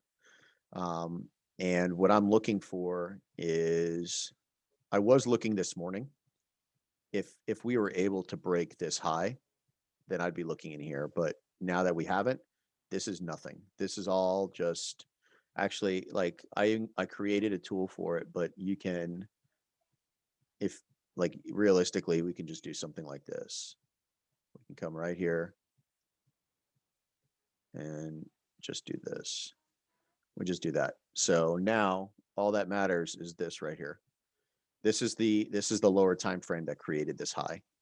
All right. So I'll be looking for a schematic in here to take it higher. If we don't get that, I'll be looking for us to come back into this reaccumulation. So because we haven't broken any order flow, right? Like this is truly what structure is right here. This here is just noise, and order flow has caused this push down. So we're trapped between bearish order flow, but structure is right here, right? Structure is right there. So, at this point, I either want us to make a pop up here, and then I will play something off of here, or if we just trade down in here, if we have a schematic, you know, if I come here and I look at a 5-minute schematic and I say, well, why am I building a 5-minute schematic here? Oh, okay, it makes sense. This is lower time frame structure. We can go up from it. But if not, I want this down here. So that's kind of what I'm looking for on GU. But yeah, this to me, pretty easy. You know, we're kind of just building, you know, a nice, clean, orderly move to the upside on it. So see what you got, bro.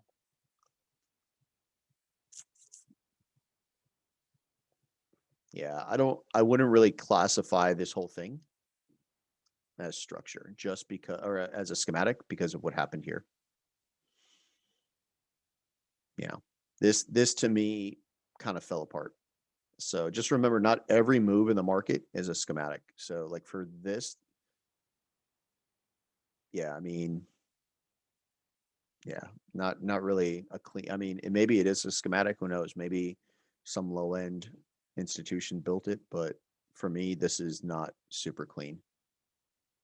Yeah, this is not super clean. Yeah, you know, for me, what it looks like, especially with like this move in here, especially like this move in here that did trade below here. Um, you know, it looks like potentially we're just getting that shift in momentum. So yeah, man. Have a good one, bro. I'll see you in the morning. Wrong pick. Yeah. Let's see what you got, bro. Let's see what you got. Price needs to clear this supply and invalidate the redistro. Yep. Yeah. Yep. Yeah. Just keep in mind like this. So you got to ask yourself, what did this redistribution do? What did that do? Did it cause a break of structure? Right? Did it cause a break of structure? The answer is no. Did it cause a change in momentum? No, it's just a continuation. And where did this come into? Came into the extreme of the leg. And then from there, what are we seeing? Now we are seeing a really nice complex pullback potentially into supply. So I'm with you. Like I want us to just take that high out. And then that would give us a pretty significant move to the upside. Yeah.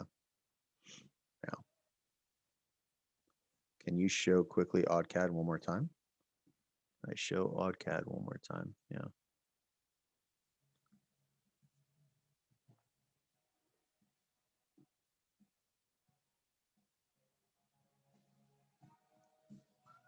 Let's see. Here's OddCAD.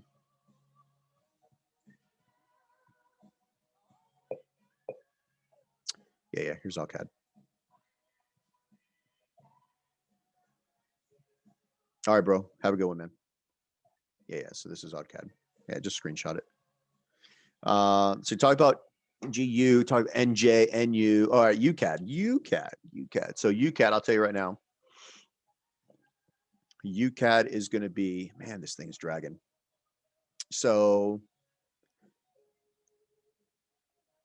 here's our legs, right? Here to here to here. So we've been trapped for like 30 days in here, just doing nothing. So you can see my note, wait for a new low, then place the damn house on this thing right here. So I'm waiting, alert set right here. We trade lower, break this low. I've got an alert set right here. Just go to your 6-minute candle. I mean, I'll just tell you that's where I'm putting my limit, 80% of the 6-minute. So if you go, and I know I went over this on Sunday when Sam's called, but if you go down here, you go to the 6-minute.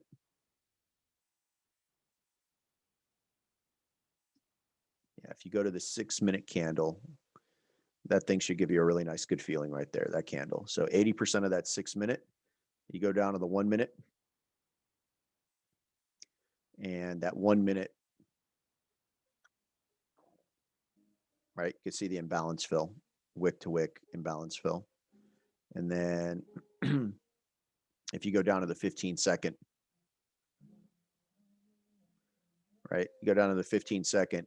I don't know if you could see this distribution that happened in here, but if you go to the 5-second, she's right there. There she is. There's your 5-second distribution. Little trading range, manipulation, break of structure, and the melt. So There's a nice 2-day institutional candle beneath the daily low. Waiting on it as well. There's a nice 2-day. Let's see what you got on the 2-day.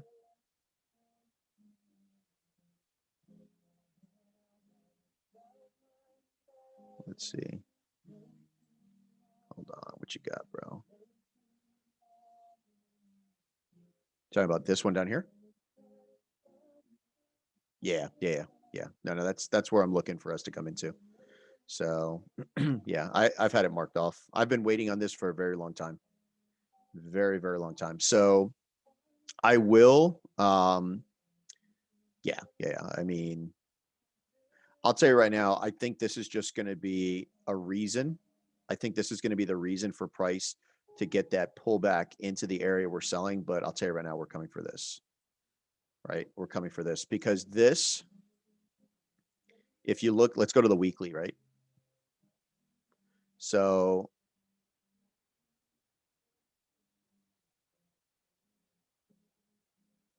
this was the cause of this entire leg right here, right? So it only makes sense for us to tap into that. So, and I will tell you this, if this falls, I don't know if you guys have looked at the weekly. If this falls, if you think that we're just going to stop, if we trade below here, if you think we're just going to stop here, the next point that I'd be looking at is somewhere like down in here. We're talking 1,500 pips. This, right, is the reaccumulation that caused this. So, and then, I mean, clearly you could see the demand, the accumulation that happened here. So no. If this, I'll tell you right now, if this falls, if we trade below that, we will be looking for some UCAD shorts for a very, very long time. Yeah, I might even pull some crazy like, we'll talk about it when it happens. So, yeah, and no, exactly. That's exactly it. Dude, just whatever your account is, like if you have a $10,000 account, just put a one standard lot, sell by market with the stop loss, like something up here, and just swing it. Just swing it. Hold that thing for 6 months. You'll eventually get down into that area. So, night, bud. Yeah, yeah. So UCAD is definitely there. Um, yeah, no, it's absolute. So, all right, let's look at gold, right? Let's look at gold. I know everybody's wanting to look at gold. I could tell you, like, gold's been on the sidelines for a while for me because, I mean, now granted, some of these guys have been freaking slamming gold. I know whoever took the extreme limit and is still in it, you're sitting at like a 1 to 65 or something.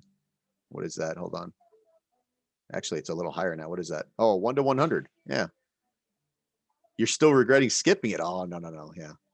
You can't skip out on these extreme limits. So it was at a 1 to 100 when it tapped into this supply zone that created the move, right? Yeah. So let's just look here. Let's just look at what gold is doing currently, right? So what is gold doing currently? And for me, so this was last week. This was the 29-minute candle out of this distro that I didn't take. I had it marked up. I don't know why I didn't take it because we did break.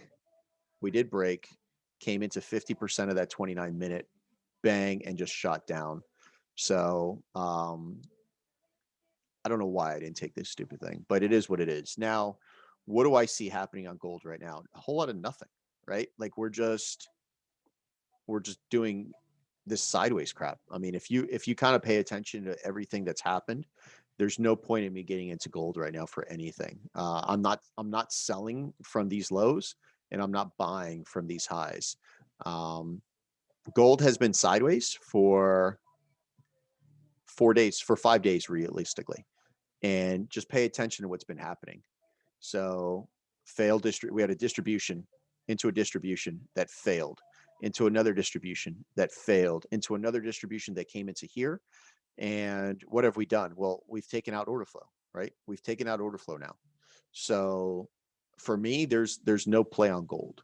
Like I'm not looking to do anything with this. I'll tell you right now, I am looking up here. So if we do make a new low, right? Ultimately, if we do make a new low, I'd be looking into this area here, but just kind of pay attention, right? I mean, higher time frame, what is this thing doing? We're bullish, right? I'm not trying to sell this at this point because we're bullish. What have we done? We have made this high, came down into an accumulation, forced a new high. So until we violate demand, right? I could see this coming, tapping into this, and then making a new high potentially. You know, when these are some questions that I was helping somebody out with. Ooh, whoa. We might have to look at anchor. Got the break of order flow. How it going, man? Thank later, Matt. Later. So who's in control, buyers or sellers? You know, so when I'm looking at this chart, you have to ask yourself, like, who's in control, buyers or sellers? Um, well, let me put it into perspective for you. Let me just go to this way. All right. So who's in control of gold right now? And my answer is buyers, not sellers. Buyers are in control. You know, we've seen a complete order flow change. And yes, we have tapped into supply, but this is all that's this right here, this push, this is what's maintaining that bearish order flow on the intraday. And man, we've done a really good job of covering our tracks. We've come into the extreme, we've pushed up. I'll tell you right now, if we come back into this area right here, I'm going to be looking for another buy to take it higher. All right. But yeah, I mean, buyers are in control, you know, and then just the failed after failed after failed after failed distribution. I mean, like when I went through and we were back testing all of this stuff here, yeah, we got some good entries, but look at all the distribution to come down and just get eradicated, just get taken out in one fell swoop. Boom. You know, so nothing's sustainable, you know, nothing is sustainable with it. Um, and, you know, like I said, buyers are gaining ground, higher lows. Like the buyers are edging just so much higher, higher and higher that, you know, I potentially can see some longer term buys on this. You know, so, you know, congrats to everyone that did catch this. You know, you caught your 1 to 100. You know, realistically, how long did this take? Well, it took 21 days to catch your 1 to 100. You know, so you just got to be patient with it. You know, if I told you that you risked, you know, if you throw $50 on a trade, right? If you throw $50 on a trade, you're potentially looking at making a little over $5,300 on your 1 to 100. You know, let it ride. You got in at 1688. Awesome, man. Yeah, that was a good move. Yeah, we were looking. I was looking in here. It was just the wrong session.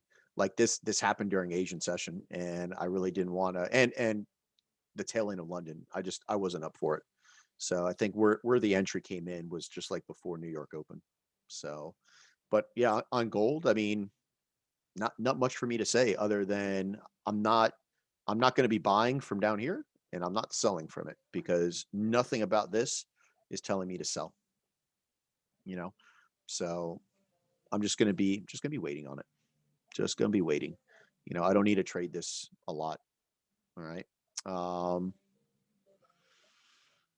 let's look at US 30 though. Somebody wanted to look at US 30. Let's see. What do we have on US 30? What time frame is this? 45 minute? Let's just see. Jeez, bro. I mean, I could tell you where I want to buy from. I want to buy from way down here.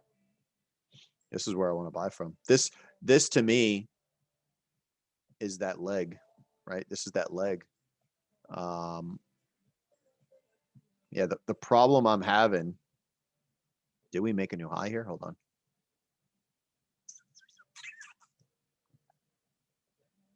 So here's the issue I'm having.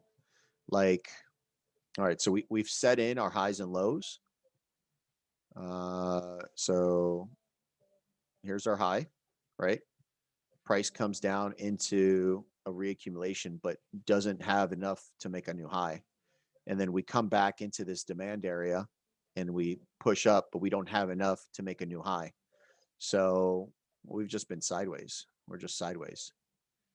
and there's nothing made now. S&P I know made a new high. Yeah, S&P made a new high. Yeah, see, S&P made a new high. This is the difference, right? So S&P came down, made a type 2 schematic, tapped into that schematic, and then pushed and made a new high. So S&P was definitely the play to have. And I think NASDAQ did the same thing, if I'm not mistaken. Right? Didn't NASDAQ do it? Let me see. All right. Well, it's on the verge of doing it, but you can see the order flow is changing. You know, like we've seen this tap. I know a couple of the guys I saw like slammed into this right here off of this. Like I think it was like a 1 minute, 80% of the 1 minute. So congrats, man. Whoever caught that, that was a freaking banger of a play. But and you could see like, you know, we took the high and we're just making new highs. So I'm anticipating this to take it out. You know, I'm expecting some more higher prices, especially with the way the fundamentals are going. I mean, I'm not trying to sell any of this stuff. What were you looking at for buys? You were looking at this reaccumulation. Okay, yeah, we're in the same. I think we're in the same boat. 33,409. Hold on.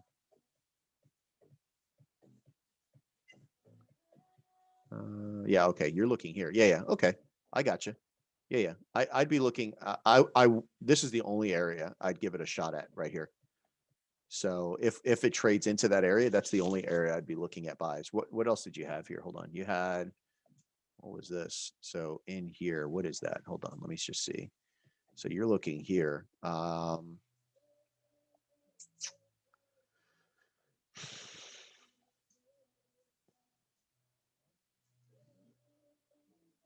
What do we tap into? Did we trade below here? Yeah, we did. Yeah, I wouldn't be looking here simply because so this ugly reaccumulation, this was the mitigation of that. That's what they tapped into here. So yeah. But I'd be looking here as well. Yeah, 33,400. This area here. Yeah, yeah. What you got on UCAD? So will you wait? So you will wait until it goes to your limit and then you will sell, or will you buy when it makes a new low? No, I'm going to wait for the sell when it comes to my limit. Yeah, yeah. I mean, if we tap into that weekly candle or the 3-day or the 2-day, like I got marked, and I see a reason to buy, okay, maybe I'll buy, but I don't counter trend trade anymore. Ever since I stopped counter trend trading, my equity's gone up tremendously. Like I'm making more profits. So less trades equal more profits. Let's see. Hold on, bro. What do you got? What do you got? You've got you've got this one here and this one here. Let's take a look. So yeah, no, I'm not looking to sell it though, man. Yeah. I'm not looking to sell it.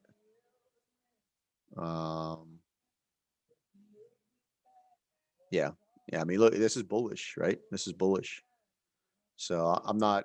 I stopped playing ping pong. Ever since I stopped playing ping pong, my my P&L has gone up. So I don't play ping pong anymore. Like I'd be waiting here. Absolutely, I'd be waiting here. That's a valid area to look for. Like price comes into this, you get your accumulation. Yeah, take it up. Here's my only problem with trading indices right now. So for me to get into a trade, I need it to be a 1 to 10, right? I need a 1 to 10 minimum. So let's just say, you know, here, we'll just do this. We'll just pretend that, okay, we'll say that I'll get in here. And let's just say hypothetically, this is my stop loss, like 6 points, right? I need a 1 to 10. So just to this high is almost a 1 to 10. So, you know, like I need a minimum of 110 for me to get into this thing. So yeah. Yeah. I would be looking for the buys though. I would be looking for the buys. Absolutely. Yeah. That looks good. GER, or I have never traded German 30. Never. Never. Um,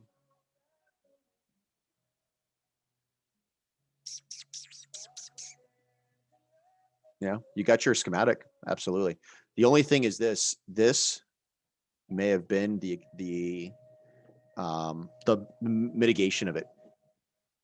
I would find what I would do is I would find that candle that took the spring, and I would just see if that came to 50% of the candle, that may have done it. And I'll tell you this. So if this does this and makes that new high, then I would cancel that idea. But right now you could potentially see that come down in here to go higher. So yeah. Yeah, we did GJ already. Yeah, we did GJ. Just rewind the, like when I posted, just rewind it. 85-minute candle on SPX, 80%. 85-minute candle on XPX.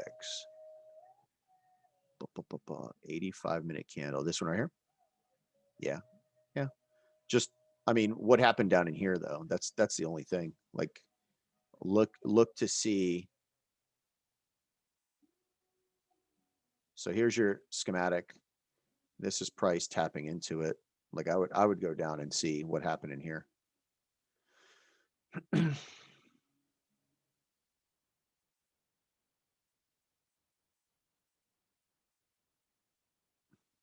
Looks like a whole lot of nothing. What time is this at?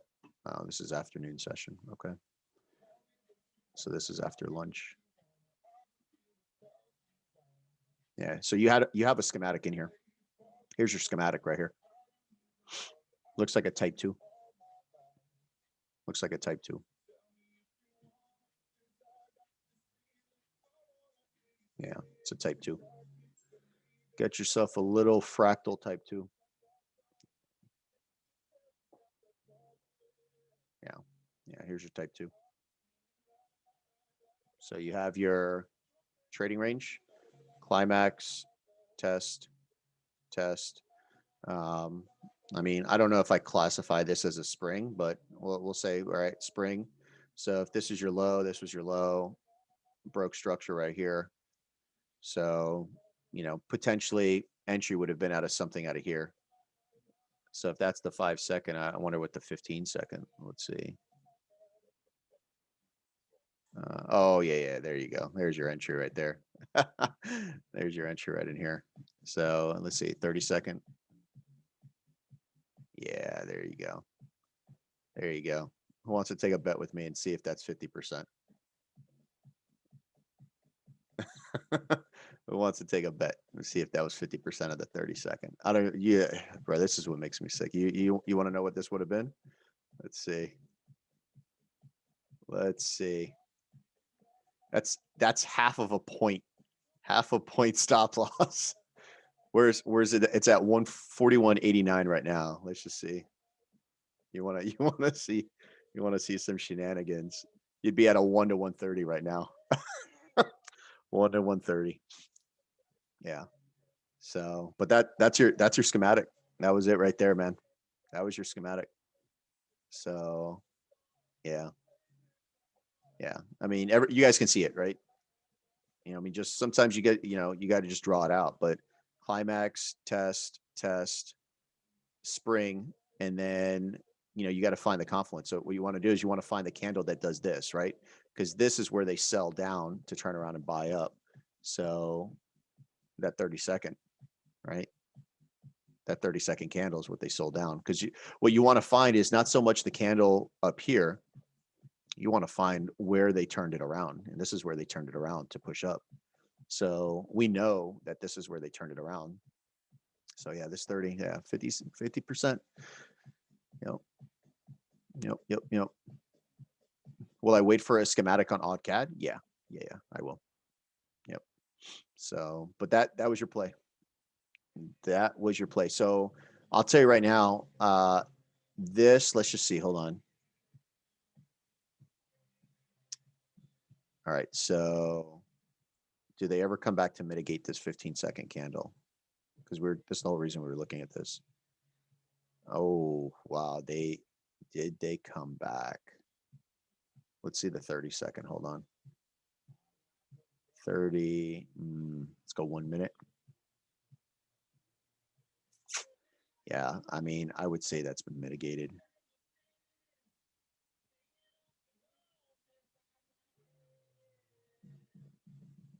Let's see.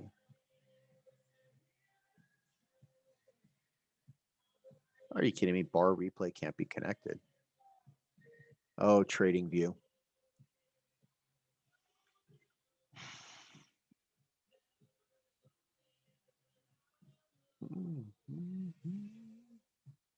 Yeah, I don't know. It's acting up, man.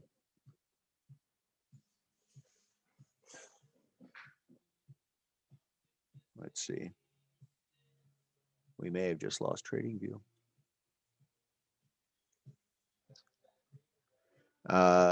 Do I only measure the body with the fib? Yeah, I only measure the body with the fib. Open and close of the body. And I want the most voluminous candle. The most voluminous candle is going to give me what I want. So no, listen, if my markups disappear, I'm going to be on the phone with TradingView Corporate. We're going to have some words, man. We're going to have some words. All right. Well, while that's kind of unscrewing itself over. German 30. So you've broken structure? Is that what you're saying? You've broken structure?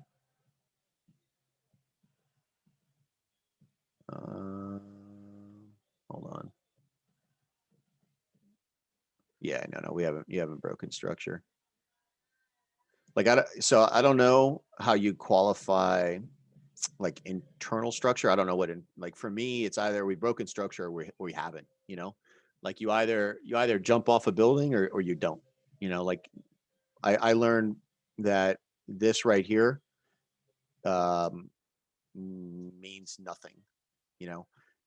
Essentially it's order flow, right? Internal structure's order flow. So like we can put true structure as number one, right? Maybe like, you know, like I said, number two would be like the moon phases.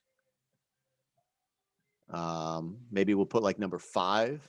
We'll put number five, you know, like those little, you know, glow in the dark lights, like the glow sticks, you know, glow sticks. And then maybe down here, number nine, we'll put like the order flow, right? Order flow. And we'll qualify that internal structure stuff in there, internal structure, you know? Yeah. So yeah, that's how I do that.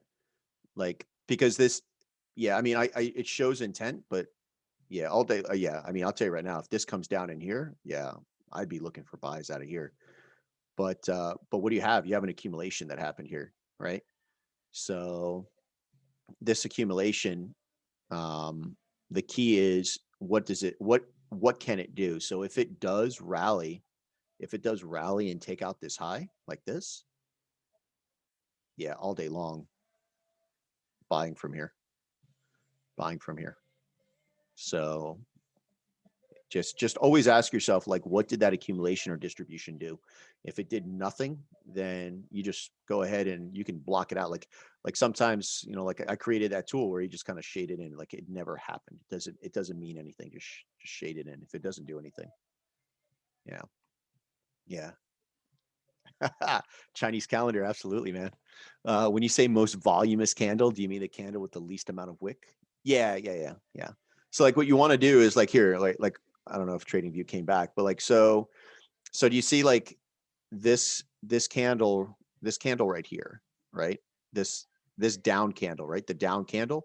So why I look for the most voluminous candle is because we know that this is where in between here and here are where the majority of orders got filled for this move. And we know that this move did what? This move took off. So what I want to do is I want to measure from where they started their sell to where they turned around and took their buy, right? And the goal is that we know that if we're correct about the candle, that they're going to come to the open of the candle every time to mitigate. There's a very high probability that they're going to trade into 50%, because if they trade into 50%, they're going to take a profit, right? If they go to the open, they're going to go to break even. And of course, if they trade into the 80%, they're going to take a little more of a profit before turning around. So they'll come in, mitigate, and then go back up. So yeah, that's what I look for. Yeah, bro, chopsticks. Don't forget the exactly Chinese calendar. We use that. You know, that's right there with seasonality. Uh, What's good material to understand structure? Um, I'm trying to think. Like, I'll tell you what. Like, I haven't looked at some the other stuff on YouTube in a while, so I couldn't tell you. I know people have said that Pips of Persia. If you go on his YouTube, he does a really good job with structure, is what I've been told. I can tell you that I have not done a structure video, and I'll tell you right now, like, you can ask me, I'll say, sure, I'll do it one day if I have time. But you guys can see it took me almost 3 months to do the journaling video. So yeah. What's my take on COT reports? I mean, understanding when institutions get in and out. Yeah, absolutely. That's important. But why do I need to? So COT reports are delayed reports, right? Um, I don't need to look at a report to tell me that institutions got into the market, right? I can just look at I can look at the chart and I can tell you if institutions got in the market. You know, um, it's not, it's not a secret. If I see a schematic, I know that institutions either filled buy orders or they filled sell orders. You know, yeah, I don't need to look at the COT reports. So, all right. So, I mean, that's pretty much everything I was looking for on the forex side. Yeah, that's everything I was looking on forex side. On crypto side, I'll tell you this. On crypto side, I've definitely been diving into a lot of cryptos. Um, some of the stuff that I've been looking at now, I don't leverage trade this stuff anymore. Um, I've just been just exchange trading this. So let's see. I've never seen type 3 schematic. How does it look on a type 3? So you've got, hold on. You've got, here, I'll draw it out for you. So in um, in an accumulation, right? In an accumulation, you'll have price walking itself down, right? Walking itself down. You'll have your first change of character, and that's your type 3. So I personally don't like to trade type 3s. I'm not a fan of them. They're very similar to type 5s. Type 5s are inverse head and shoulders, right? So climax, test, test. Um, yeah. So I'll tell you right now, to make your life so much easier, instead of learning all 8 types of accumulation, look for 3 drives. Look for 3 drives. Don't care which way they go. They can go like this. They can go like this. They can go like this. They can go like this. It doesn't matter. 3 drives. If you get 3 drives and price takes off, wait for your sign of strength and then wait for a mitigation. And if you get 3 drives and you get a 4th drive that gives you that FU candle, just find the previous high, break of structure, take your entry and go. That'll maybe make a life a little easier for you. Yeah, 3 drives. So, but yeah, some crypto that I'm looking at. So, I've got this on my radar. You could see I already bought in off of here. I'm up pretty nicely off of this accumulation, and obviously I'm looking for this. I'm looking for this to trade up. We've already got the reaccumulation in the making, and obviously mark it up.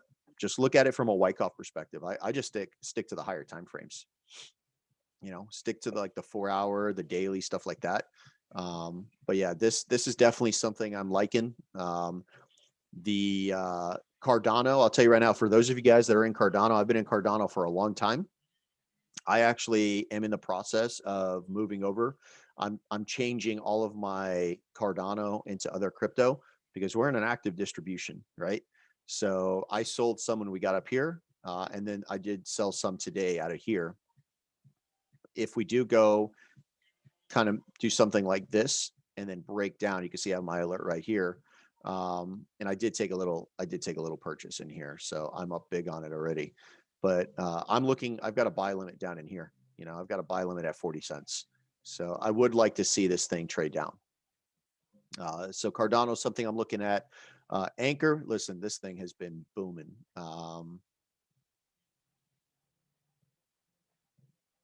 So as Trade View opens up. Yeah. This thing was just phenomenal. It was off. I traded it off the 4 hour. So I've been buying this thing left and right. I've been cost dollar averaging in. We came into the 4 hour candle, took some buys here. Outside of this 4 hour candle, I had another buy in here, had another buy just averaging in here. And then I took another buy when we traded above this. And you could see we've just broken order flow. We've broken order flow, and I have another limit order at 13 cents, right, to fill that imbalance. If you go to like the 1 hour candle, I mean, it's pretty clear. You got in at 12ish. There you go, Scott, bro. There you go. Yeah, I know we were looking at this last week, man. So yeah, this was the entry. I think last week we did on the call. This is where I was looking.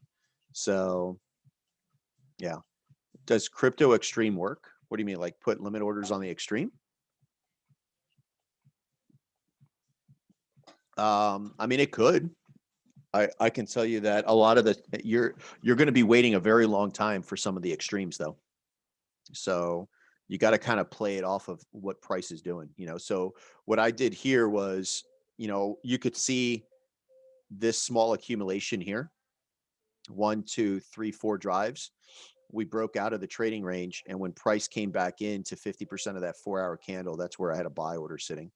So I bought in at, like I said, $11.76. And, you know, this was the push that came, and we just broke that. So now I'm looking in here, right? I'm looking at 13 cents for another order to go higher. So what's a good crypto broker? So I personally use Coinbase Pro and crypto.com. That's where I trade it for, you know. It's loading up. Yeah. Not because you showed me though. Oh, Scott. That's good, bro. I'm glad you caught it, man. I'm glad you caught it. Awesome. Yeah, I mean, it's doing great. Listen, if you're in from 12 cents, bro, you're up. Listen, you're up, dude, 37%, 38% and counting, man. So good. What do you got, bro? Let me see, man. Let's see. On AU, on the 1 minute. So are you in this trade right now? Because for me, this is just a type 2, but this is during Asian session. So if you're in it, take your partials, man. Take your partials quickly, because I hold no faith in Asian session doing anything. There's only been 3 trades this entire year that I have looked at that has done anything during Asian session. So 3 trades out of all the trades that we've looked at. So, but yeah, this is a type 2. It was a steady alert that you canceled. Steady just called this out right now with that stop loss. With a 1 pip stop loss? Yeah, okay. Okay. Yeah. We're not, they ain't doing no 1 pip stop. I mean, it's a good look. I'll tell you right now, it's a good look. It's a good type 2, you know? Yeah, it's a good look.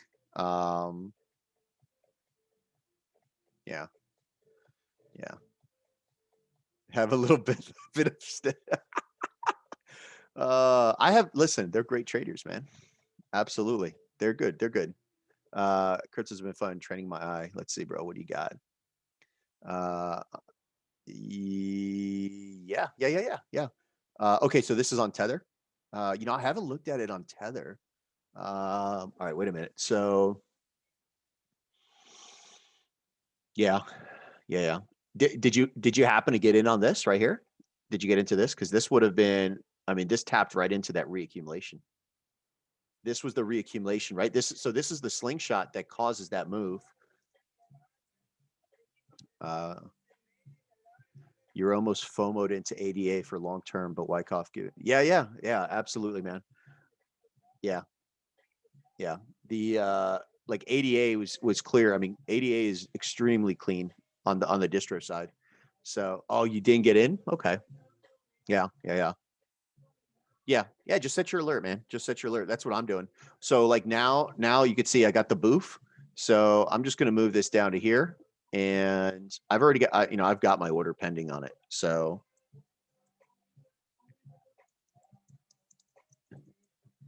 yeah. So, I'm in on these three. I'm in pretty, like I bought a lot right here. I had a lot sitting at these two orders. So, it's up pretty good. I mean, this position right here, this, what is it, like 40 some percent? Yeah, 42%. So in relatively like 2 days. So that thing's running. Let's see, what do you got? What was this? Ethereum. So yes, I do see this as well. Now, not this though. This is your climax. This is your test, right? This is your test. This is your up thrust. So just remember, like, why you got to ask yourself, where is your trading range, right? Your buying climax to your AR always establishes your trading range. So is this your trading range? No, your trading range is this to this. Okay. So this is your AR. This is your MSAL. All right. But yeah, right now, type 2 distribution so far. So what we need now is we need this push. So how I would play it. So I'm in Ethereum as well, right? I'm in Ethereum. How do you find your point of interest so you can start looking for schematics on? So always look. So find your highs and lows, right?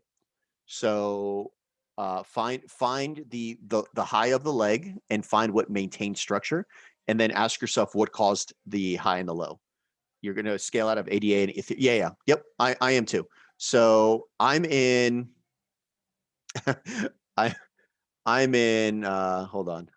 I'm in Ethereum from 558.73 is where I'm in Ethereum from. So I caught it off of this reaccumulation right here, way back in December, I think. Yeah, December is where I caught this. Um, yeah, but this is just BS, bro. This was just bullshit. Um, so here's my goal, right? And this is how I do it. You want to see? Oh, you want to see the stellar chart, huh? Well, you didn't catch that one on your own, Scott. So this is how I would play this, right? You got your schematic, right? Climax, test, up thrust, right? Until I see the confirmation. So like, let's just say hypothetically this happens here, get your UTAD, right? Well, now on the break of the UTAD and we come up to mitigate, this area here is where I'm going to start transferring crypto out, right? And then if we don't get the UTAD, right? But we get this, right? Oh, we get this down, right? When it comes back to mitigate, wherever it does, I'm going to start scaling out. All right. That's how I'm going to do it.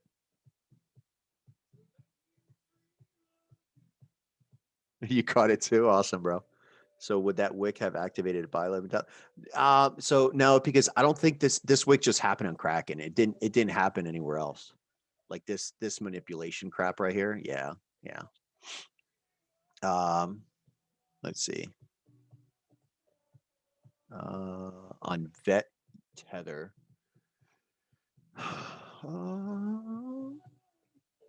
Yeah, I mean, that looks pretty clean, man.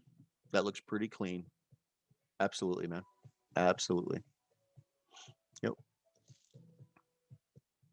Yeah. And you're looking for buys down there. Where am I looking for a buy? I'm looking for a buy. Where would I be looking? Hold on. Oh, what was that? Odd cat. Look for buys. All right. I would be looking.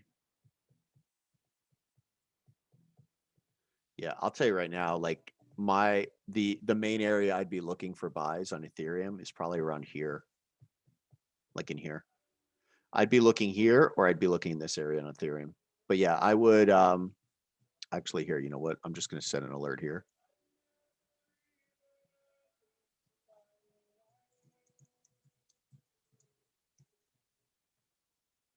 Yeah. So that's my take on Ethereum. Let's see what you got.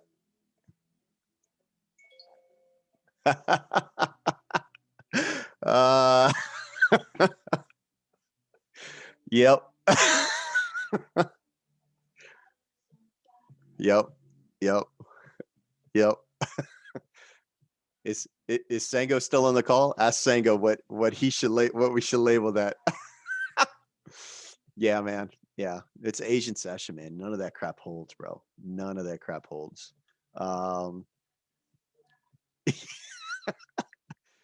Here goes. Scott would have started. Scott would have said, "This is a good area to buy right here." Yeah. Yeah. No worries, man. No worries. Let's see. Netflix is in a distro. Yeah, I mean, I play around with stocks a lot, but I only intraday the stocks. Do you see distro on Bitcoin? Yeah. I mean, distro. I'll tell you right now, Bitcoin is phenomenal. Yeah, look at that. That is fantastic, bro. This is a really, really good distro. Really good distro. Yeah, like if you own Netflix, I'll tell you right now, if you own Netflix, I would be setting an alert here. When you get that break, the minute it starts to pull back up, I would start scaling out of your longs, depending on where you're in at, you know, because realistically, I see it coming into this, right? Because this was the push that did that. So this is the area that I'd be looking for buys, like 300 to maybe like 360, you know? Yeah. Yeah. Do I like stocks? Oh, well, definitely crypto makes you more money. You know, stocks is just something that you can make a little money on the side, but crypto is where the money's at. I'll tell you right now. Crypto is where the money's at. You know, Atom here, I'll tell you right now. So Atom is something I'm looking at here. Hold on. Yeah, so right, we're in a distribution. We're in a distro. And I'm looking in this area first. So I'm cost dollar averaging in. I got some orders sitting at 9, at 8, at 7. That's where I'm looking in here. So yeah. I'm looking right in here. This is where I want to take this up. So, and then for some reason, if it doesn't happen and we do this and we make this high, then guess what? I'm buying out of this accumulation right here. Right? I'll buy out of that accumulation. So it's just a matter of waiting, you know. Coinbase Pro, yep, I put limits on Coinbase Pro. So yeah. So BTC came right into the area that I was looking at. Right, this essentially is where I wanted to see price come into.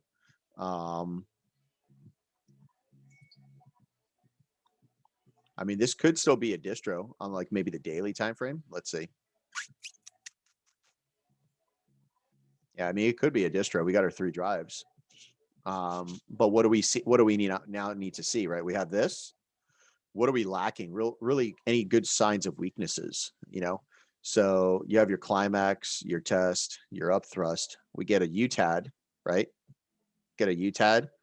If we break this right here, when we go back up, I'll be probably scaling out some of my Bitcoin that I own. You know, but realistically, I mean, I bought when it was 36, like 50 is where I bought. I bought shoot. I mean, I bought last, you know, when the crash came in, I bought it at like 36.50, I think, is where I'm in at. So yeah, I'm chances are we won't see that for a very long time, you know. Uh Zoom possible accumulation. What do you mean? Where? Down in here? Yeah, no, that's all this was. This was a mitigation of this accumulation in here. That's all this was. Yeah. Oh, Zoom stock. Zoom stock? Yeah, it could be. Yeah. Yeah. Yeah, yeah. I have Zoom on my so these are my stocks that I trade. I trade all these bad boys right here. So I have Zoom in there. I just stick to the major stuff, you know, and I'll just interday trade them. Um, yeah, I'll just intraday trade them. The no, yeah, Coinbase Pro is where it's at, bro. Coinbase Pro is where it's at. You could just set the orders and forget about them. Comp, I'll tell you right now, comp's another one that I was looking at. I've scaled out some of my positions because I got in, dude, I'm up like 200% on this thing. So I got into comp off of, where's my, hold on, 4 hour. Let me see. Where's my little alert? Yeah. Okay. So I purchased comp back on January 21st for $166. And this thing is now at 651. So I got in off of this reaccumulation. So we're talking in 96 days, I'm up almost 300% on it. So, and you can kind of see what happened. We had the distro creek. This is what's maintaining structure.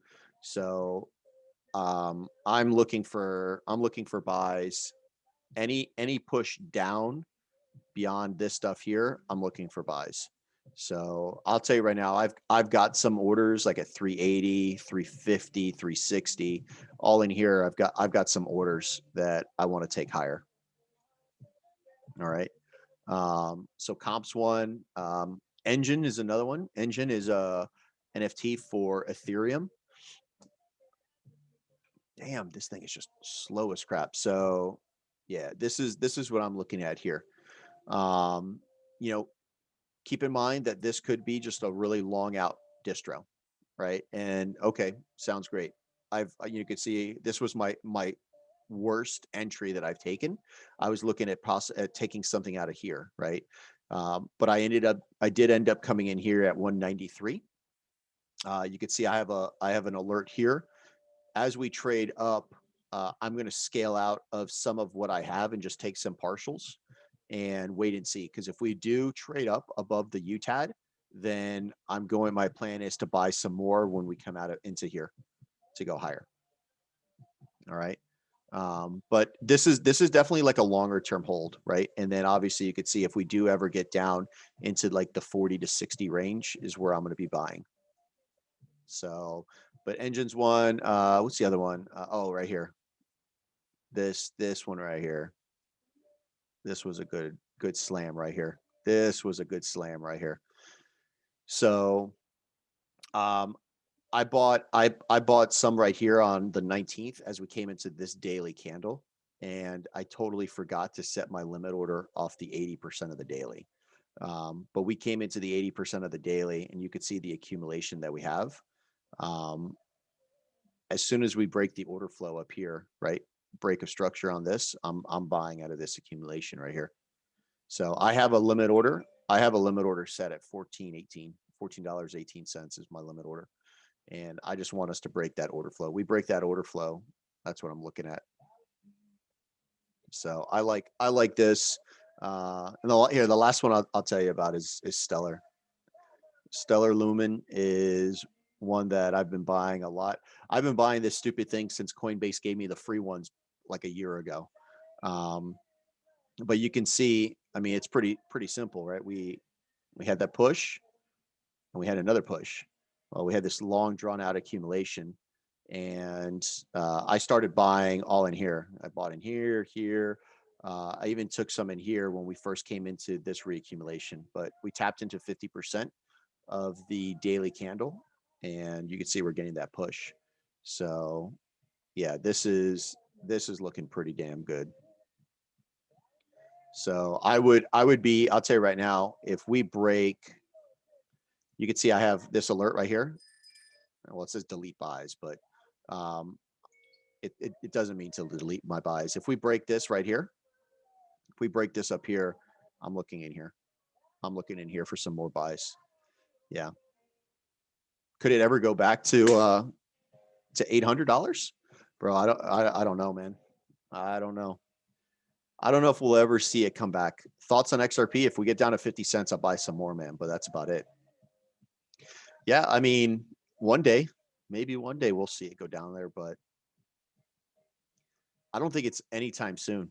I don't think we're going to see that anytime soon. I think before we do anything, we're going to come into here maybe, right? That's where we're looking to go higher, but that's it.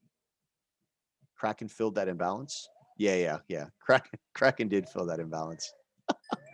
Yeah, that was that manipulation. Yeah. Wait, so whenever Coinbase gives free coins, would it make sense to buy a large amount of it since we could expect price to spike up? So this is the way I look at it, right? For Coinbase to give free coins, they got to buy a massive amount of it. So you're going to see it rally, like what was that? The graph one, the graph one saw like a 400% increase when I got the free ones out of that, you know? What do you got, bro? Let's see. XRP. Yeah, I want it to come back to 50% or to 50 cents, Yeah, I mean, you've got you break. So, I mean, you have the accumulation in here.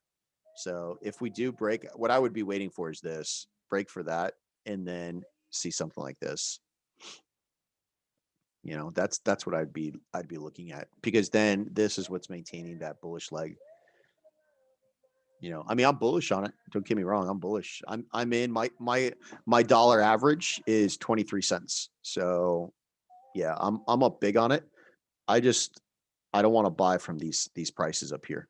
And the reason I don't want to buy it is because, like, if you just look at XRP, right? If you just look at XRP from that area, right? Just look at the percentage yield you're going to get out of it. So let's just say we take half of this, we take it up to all-time highs.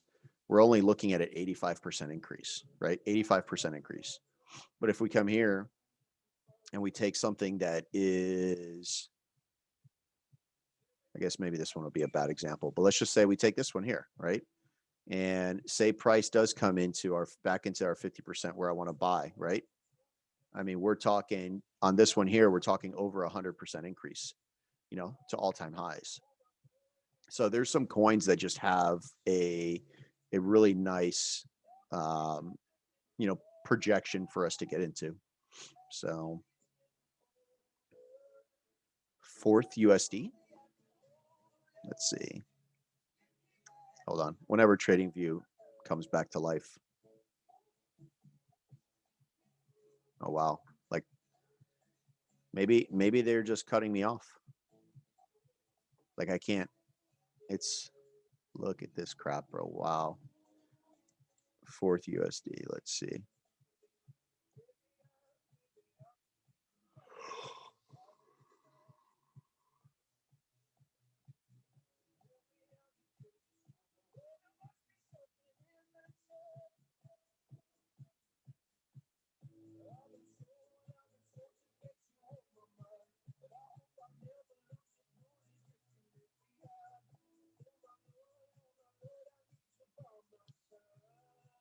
Yeah, I don't like margin trade it. I buy and sell it off the exchange. So it's one, it's less stressful, and two, it's honestly, in my opinion, it's a little more lucrative. Obviously you need the capital to really make some good gains, but like I've allotted some of my trading money that I've made to kind of like diversify my portfolio. So I have a crypto portfolio that I use, and then I have like a stock portfolio that I use. So I've allotted, a pretty decent amount of money for it. Um, what's it doing, bro?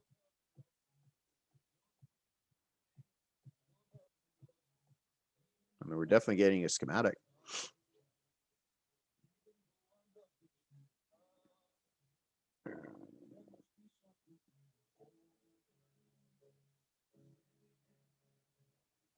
You got your spring. Yeah, you got your spring.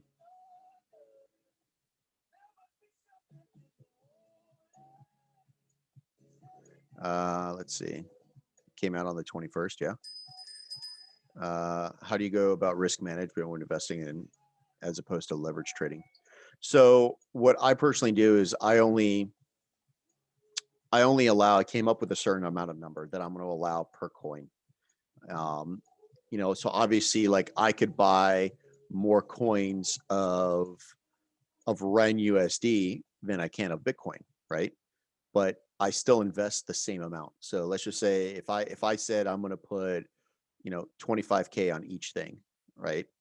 That way, if I'm in drawdown on like Bitcoin because price has gone down, but I'm up on Ren, um, I'm still positive. And what I'll do is at certain points, like ADA, right? ADA, I've transferred coins out because I've made a significant profit, and I transferred it. Honestly, I just transferred it to my fiat wallet, and now I've reinvested it in the form of limit orders on other stuff.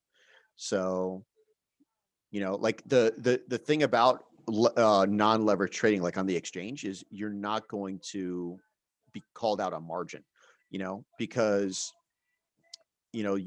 price can't go below zero. So it's not like you're going to blow your entire investment. Not only you'll lose equity out of your investment, but you're not going to blow your investment. So as far as like risk management, like that's the one thing I do is I have a standard amount of money that I allot for that one instrument that I'm going to invest in, and it's always the same amount, so like if like comp USD is up significantly. So what I did was I took half of what I've made on it, and I've put it into the wallet so that I can reinvest into other stuff. And then obviously the buy that I have set back at like $200, if we go back down into there, I'll reinvest some of that money. So, but that's how I do it. And I'll tell you right now, like, one, it's so much less stressful than margin trading it, because you don't have to worry about spread. You don't have to worry about, getting wicked out on your stop loss and then price just rallying up, um, like a great example, like, I bought in, I had a couple orders on this on Engine, right? And I would have been stopped out on a margin trade because it would have hit my stop loss, which would have been down here, right? But what did I do? I just bared it out, and now I'm up from my low order, right? From my lowest order, I'm up 37% on it, you know. So I'm good with that. I'm good with that. For every dollar I risked on it, I'm up 37 cents. Can't go wrong with that, you know. So but that's pretty much what I got tonight.